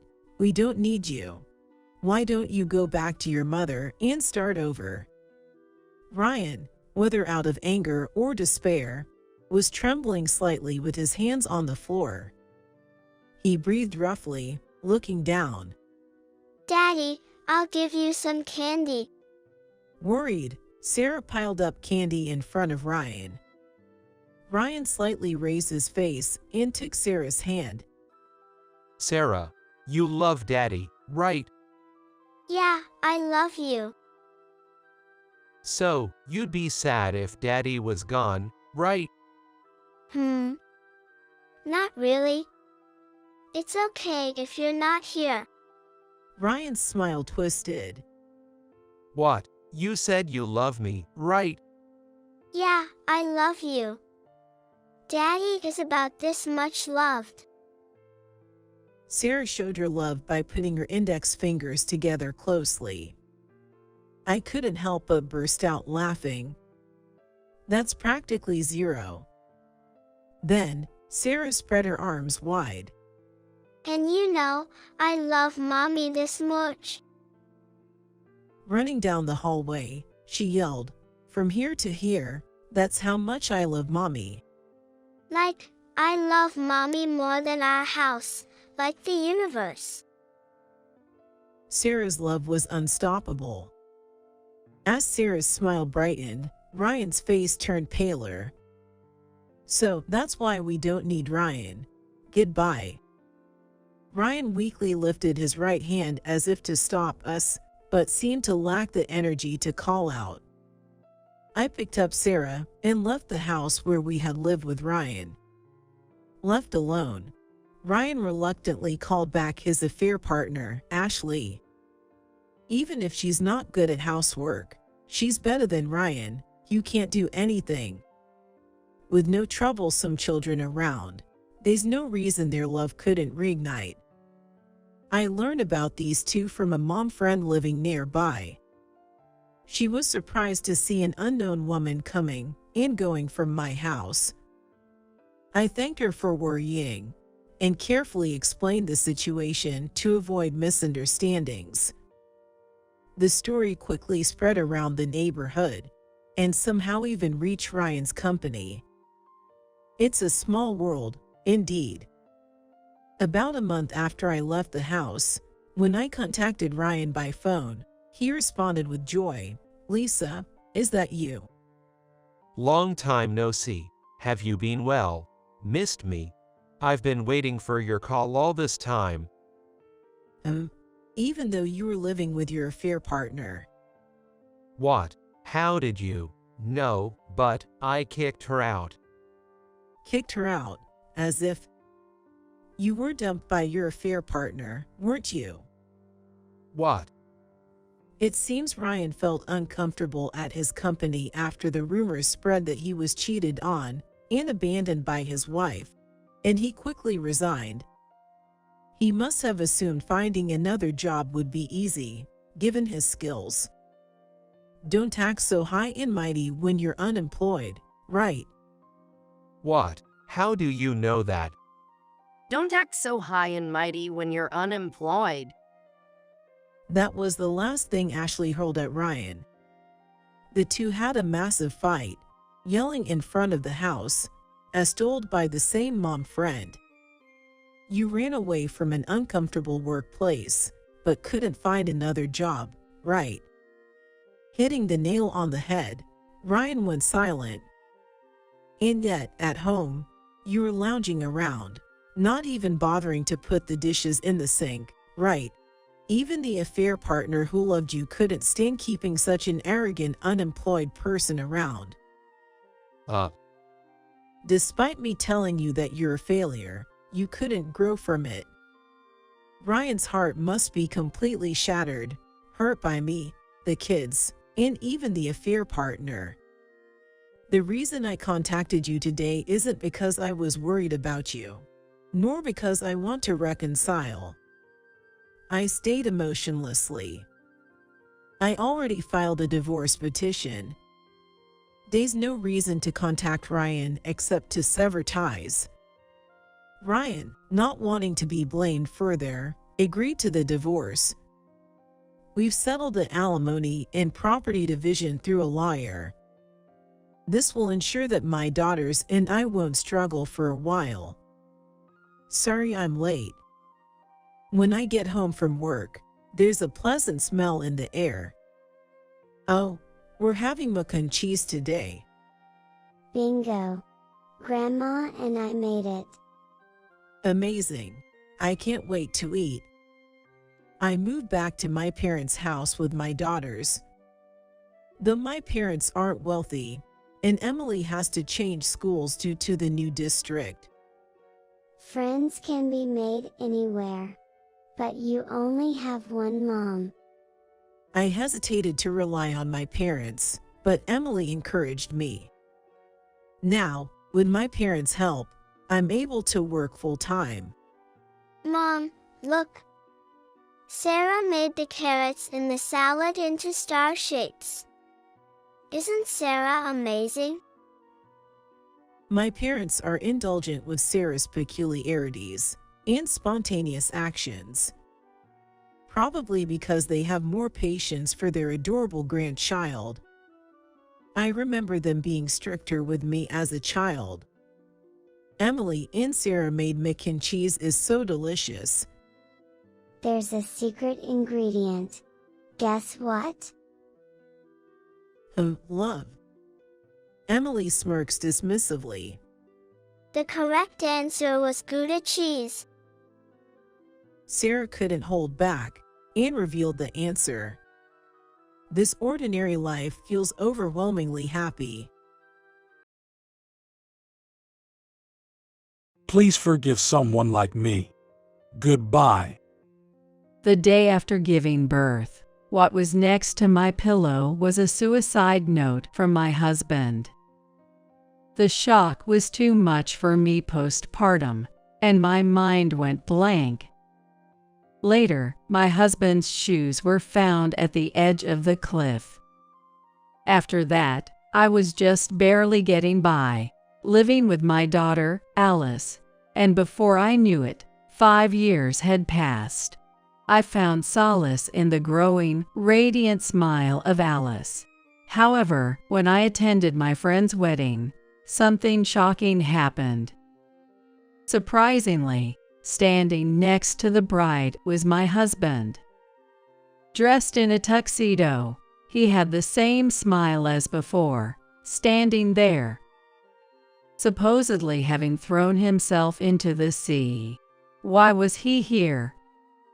From there, I came to learn an unexpected truth, and as a result, his life took a downward turn. 5 years ago, at 35, I was working as a nail technician with regular clients. Dreaming of owning my own shop someday, I was working hard while saving up. Concerned about me being so focused on work and without a boyfriend, my best friend Sarah invited me to a mixer. Emily, it's great that you're dedicated to your work, but you haven't given up on marriage or having kids, right? If so, you've got to seek out some encounters. Encouraged by words from Sarah, a friend from high school who I've had a complicated relationship with, I decided to join, thinking it might be good for a change. And so, my life took a significant turn. At the mixer, I had an unexpectedly good encounter. We hit it off as if we'd known each other forever, and soon started dating. His name was Michael Thompson, a 38-year-old businessman. Both of us being in our late 30s, we were dating with the intention of getting married. But within 6 months, it found out I was pregnant. Michael, I think I'm pregnant. What? Really? The moment I told him, I thought I saw a startled look on his face, but he quickly smiled and hugged me. We decided to have the wedding after the baby was born and things settled down. And before that, we talked about getting legally married and starting to live together. However, during the move, my morning sickness worsened, and there were days I couldn't get out of bed. We should get married sooner, so just sign the marriage application, and I'll submit it to the clerk's office. I wanted to go together. Sorry. Don't worry, just dress for the baby. I was always enveloped in his kindness. Yet, there was one concern. It was about my parents. Living in the countryside and concerned about social appearances due to their jobs, they had been pressing me about marriage whenever they saw me.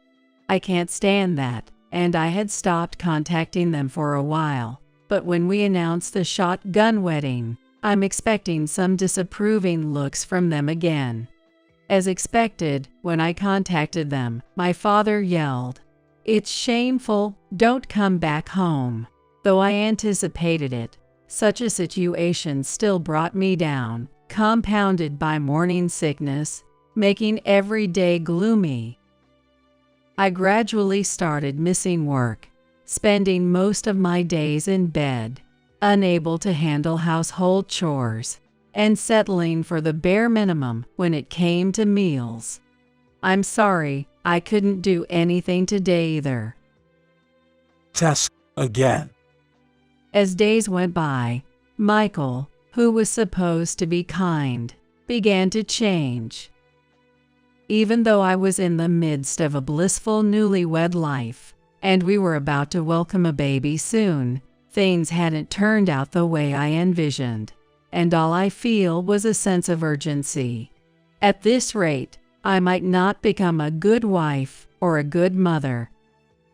Every day, struggling with nausea in bed and shedding tears was truly hellish.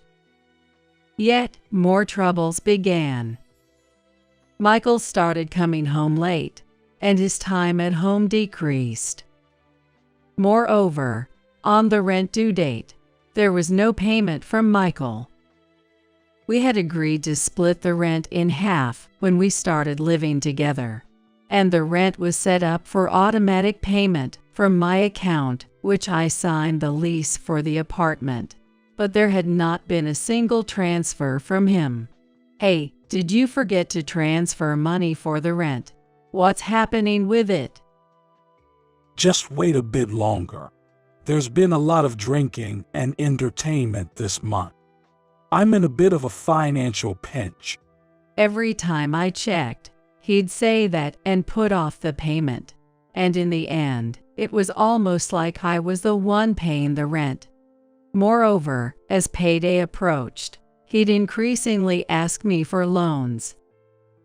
But I'm not able to work right now, and considering the future, I'd like to set aside our savings. Due to the morning sickness, I was practically on leave, and had reluctantly started dipping into my savings to open a nail salon. But I really wanted to keep that saved up. The thing is, I had an unexpected business dinner at a fancy restaurant, and I'm in a pinch this month. But shouldn't that be covered by the company's expenses? It doesn't work that way.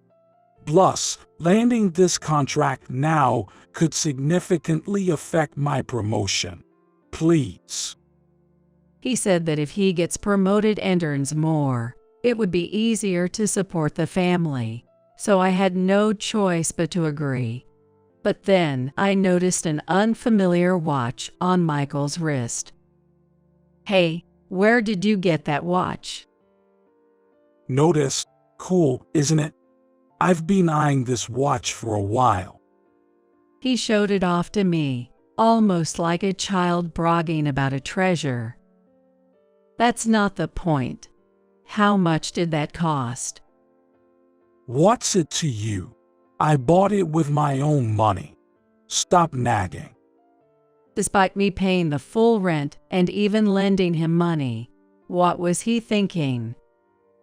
I couldn't help but snap at him. Before spending money on such things, you should have discussed it with me. You're about to become a father. When I, usually quiet, unexpectedly raised my voice, he looked surprised and then awkwardly apologized. Sorry, I'll be better from now on, okay? Seeing him apologize sincerely made me wonder if everything would be all right once the baby arrived, but I had a vague sense of unease. After that, the days my husband returned home became even fewer. And as the pregnancy entered the late stages, an unexpected situation arose during a prenatal checkup. What? Hospitalization? From now? At the checkup, they said it's a threatened preterm labor. There were still about 2 months to the due date, but the doctor advised me to be hospitalized to keep the baby in as long as possible. I was taken aback by the sudden turn of events, but determined to do my best to protect my baby, so I have mentally prepared myself for a long-term hospitalization. And there I was, on the bed, looking forward to the birth of my unborn baby. But admittedly, the days of doing nothing but rest were boring. During this time, my salvation was my best friend Sarah visiting me often. She was currently working at a detective agency specializing in infidelity investigations, and would make me laugh by sharing funny and interesting stories from her work, within the limits of what she could tell. So, cheating always gets discovered, huh? That's right. When I fell silent, Sarah looked at me intently. Don't tell me Michael is cheating. It's not like that, but I ended up spilling all the incidents that had been bothering me. Leaving home that often, Michael's actions are suspicious. Seeing Sarah mutter with a serious expression, I thought, I knew it. Deep down, I had been suspecting it, but chose to look away. Just to make it sure, did you confirm if your marriage application was actually submitted? What? I haven't checked it, but no way that could be. Sarah's unexpected words shocked me. I had never harbored such doubts. Some men do that. I'm not sure about Michael, but it's better to check it.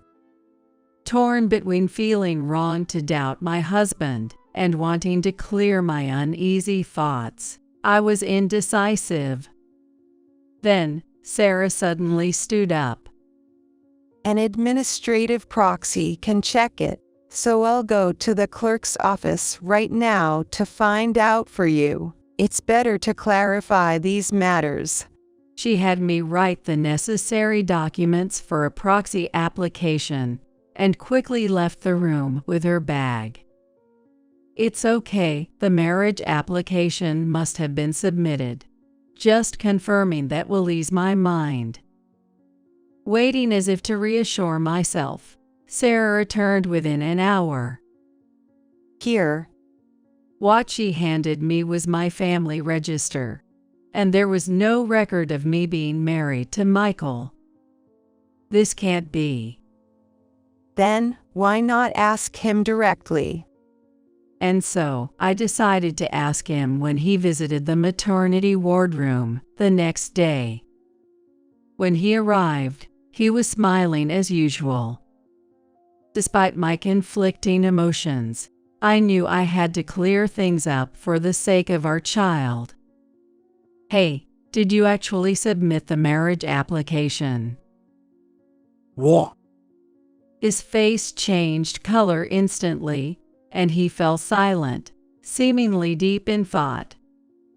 After a while, he began to speak. To tell you the truth, I wanted to submit it together with you, so I decided not to go through with it. He went to the clerk's office, but he changed his mind, thinking my condition would surely improve soon. Then you should have just told me that at the time. I know, but after that, a lot of things happened. He got wrapped up in some financial troubles, which also led to him being unable to make rent payments. Feeling inadequate about becoming a father. So, I wanted to wait until this matter was settled before having a proper conversation with you. I couldn't say anything to him as he spoke with a downcast face. I'm sorry for making you anxious, especially with our child on the way. At that moment, he began to cry, and I could only pat his back. I had no idea he was going through such a hard time in silence. As his wife, I need to support him. After that, my husband rarely came to visit and stopped responding to my messages. I thought maybe he was too embarrassed and needed some space, so I decided not to press the issue and just wait. Despite everything, my belly continued to grow, and the day of delivery has finally arrived. I've started having contractions in the midnight, and by morning, our daughter was born. A healthy baby weighing over 6 pounds and 9 ounces. I managed to contact Michael, and he came, but he seemed distant and wouldn't make eye contact with me. It surely bothered me, however, after enduring a challenging night and facing the proof of overcoming intense pain, I felt an overwhelming sense of happiness that made everything else fade away. Holding my small, helpless child, I was overwhelmed with emotion and tears of joy. I'm so glad you were born safely. Michael held Alice with a complicated look on his face. The day after giving birth, what was next to my pillow was a suicide note from my husband. To Emily, you might be surprised by the sudden letter, but these are my true feelings. The letter was filled with his agonized cries. At that time, he hadn't clearly explained, but it turned out he had fallen victim to a scam, lost all our savings, and was being chased by debt collectors. Thinking of our upcoming child and family, he saw no other way out. If I continue to live, I'd just be a burden. That's why I intend to jump off a famous cliff known for suicides. Please forgive me. Goodbye. His last words were shocking, leaving me unstable after giving birth, in a daze. Rushing to the police, Michael's shoes were found at a famous cliff, presumed to have jumped into the sea, leaving me in tears. Despite a search, his body was never found. His whereabouts remained unknown, and I filed a missing person report, holding onto a sliver of hope that he would return someday. Before I knew it, 5 years had passed. During this time, all I could do was struggle through life, holding Alice. Fortunately, when I informed my parents of the birth of my daughter, they came to visit, and we reconciled. Thanks to my parents doting on my firstborn daughter Alice, I managed to get by even as a single mother. Now I'm balancing childcare and work, fighting to achieve my dream of opening my own shop. Sarah has been a great support, frequently visiting and taking me and Alice out for shopping and fun. Then an invitation from a high school buddy, Olivia Johnson, reached to me. In high school, Olivia, Sarah, and I were always together. Olivia, a CEO's daughter, had moved to Japan after high school due to her parents' business, and we had lost touch since then. She had returned to the United States before we knew it, and we were really surprised when we received an invitation to her wedding reception. Olivia's getting married. I wonder who the lucky guy is. Sarah called me excitedly, but I had no idea either. Maybe she met someone in Japan, or perhaps he's some corporate heir. We were both looking forward to reuniting with our friend after so long. On the day of the wedding, the venue's luxury and decoration were a testament to Olivia being a CEO's daughter. I remember Michael used to work for a company under the Johnson Group. I quietly murmured such a thing in my mind. As the lights dimmed and music played, the spotlight fell on the doors, which slowly opened. Seeing Olivia after a long time, she hasn't changed much, and her smile brightened up the surroundings like the cheerful spring sunshine making flowers bloom, reminding me of the old times. However, the moment I saw the groom standing next to her, my heart froze. What, Michael? Surprisingly, standing next to Olivia was my husband, who was supposed to have disappeared by jumping into the sea the day after Alice was born. Why is he here? And why with Olivia? I never imagined reuniting under these circumstances. Seeing him standing there in a tuxedo, smiling just like before, I was thrown into confusion. Why on earth? As I stood there, feeling like I was seeing a ghost, Sarah next to me spoke up. Isn't that Michael? I was thinking the same thing. That smile is just like Michael's, the slight lift of the left corner of his lip. I'm sure it's him. If even Sarah, who works at a detective agency, says so, then I was convinced at that moment it had to be my husband. What's going on here? He was supposed to have jumped into the sea. Yay, it's unbelievable. If that suicide note was a lie, then not entirely out of the realm of possibility. I'm filled with the desire to catch him immediately and uncover the truth, the man who disappeared, leaving behind me and our newborn daughter. Yet I decided to hold back for now, not wanting to ruin my friend's wedding.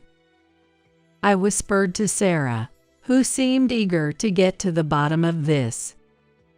I have a favor to ask. What is it? Anything?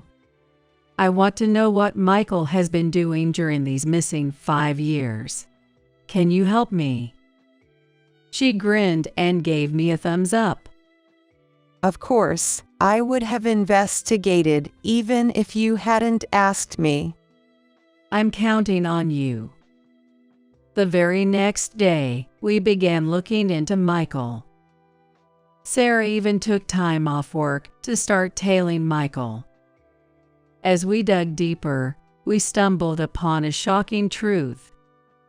I can't believe Michael was such a person.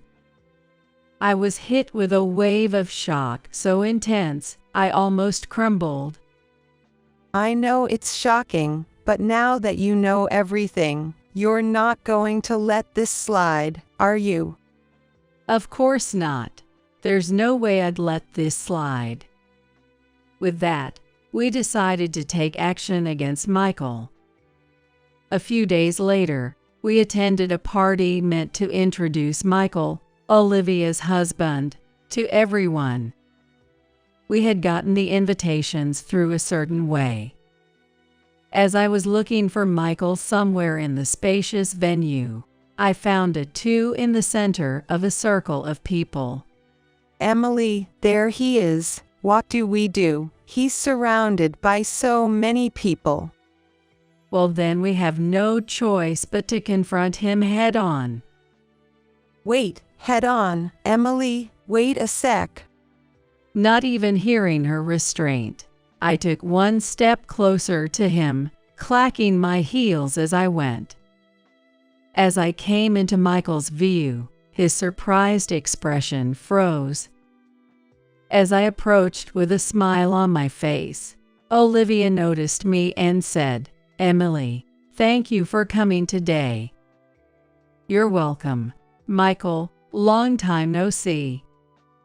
As I smiled at him, his face, which had been smiling until then, suddenly contorted. Michael, why are you here? Weren't you supposed to have jumped off a cliff?" My loudly feigned surprise drew the attention of everyone around us. Olivia also pressed, "What's going on? Michael, you know Emily." Well, that is. The sudden turn of events caused a stir, and Michael started to panic visibly. "Olivia, you might not believe this, but listen. This man, Michael, was supposed to be my husband up until 5 years ago." As Olivia grasped Michael's chest and shook him violently, asking, "What does that mean, Michael?" He just looked bewildered, with his eyes rolled. There I laid out the events of 5 years ago for everyone to hear, not hiding a thing. How he disappeared the day after I gave birth to our child, leaving behind a suicide note before jumping off a cliff. Ever since, I've been living my life to the fullest. The murmur in the room quieted down, and I could tell everyone was listening to me. But if Michael is alive and well, that means the suicide note was just for show, right? I stood in front of him and pointed. "You left us because you wanted to marry Olivia." Michael, avoiding my gaze, turned pale. Whispers of "why would he go that far?" started circulating among the crowd. Olivia glared at him. "So you were dating both of us at the same time, got scared of the responsibility when I got pregnant, and ran away. You were actually planning to marry Olivia for her money." That's. Michael, pale as a ghost, desperately looked for a way out, but when Olivia's father showed up, he just sat down, cradling his head. I went on to expose his secrets. "Plus, it seems like you have debts from gambling since you were with me, amounting to over $50,000, right?" Olivia confronted him. I never heard such a thing, and Michael started panicking. I was going to tell you. I swear. I had a plan to pay it all back. I was planning to tell you after I paid it all back. was that plan to marry Olivia and become a CEO. Michael fell silent at my accusation, glaring at me sharply. 5 years ago, it seems like you got drunk and were bragging to people at the bar. You were boasting about playing both sides, maybe even becoming a CEO if things worked out, and you didn't even plan to marry me. Sarah, the detective, had gathered these testimonies that I couldn't have found on my own. I thrust the investigation report right under his nose. Then he brazenly snatched the report from me and started tearing it up, as if he didn't care. You don't think you can get away with this scot-free. It was a mistake to get involved with you. If only you hadn't gotten pregnant. His plan foiled. He looked like he was about to jump on me any second with an angry demeanor. Truly the lowest. I'll be contacting a lawyer for a divorce and child support, so be prepared. You can come out wherever you want when you try to run this time. This wasn't supposed to happen. Everything was going so well. As he hit the floor with his fist in frustration, Olivia slowly approached him and declared, "That's my line. I can't trust you anymore. What Emily was saying is true." No, wait. This is all her fabrication. Michael pleaded with Olivia, but her decision was firm. After all, Sarah and I had met with Olivia beforehand and told her the truth. That's why she had sent us the invitation for today. When Olivia shook off Michael's hand, she stood beside Sarah and me, giving Michael a cold stare. Come on, Olivia, think it over. Later, Michael was sobbing, apologizing to her, but after being scolded by her father, he finally calmed down. Furthermore, Michael, who worked at Olivia's company, got the boot straight from the CEO himself and lost everything. It's because of you, Emily, that I couldn't become the CEO. Huh, this is all on you. Oh, and I forgot to mention, I'm also a CEO's daughter. What? You are? He looked utterly baffled by this sudden revelation. The truth was, my father also ran a company and planned to pass it on to me or my future husband. That's why my parents kept pushing me to get married for one reason or another, always going on about how it would look bad to others. I got estranged from my parents because I got pregnant too soon and never found the right moment to tell you. But well, it turned out for the best. So, if I had married you, I could have become a CEO.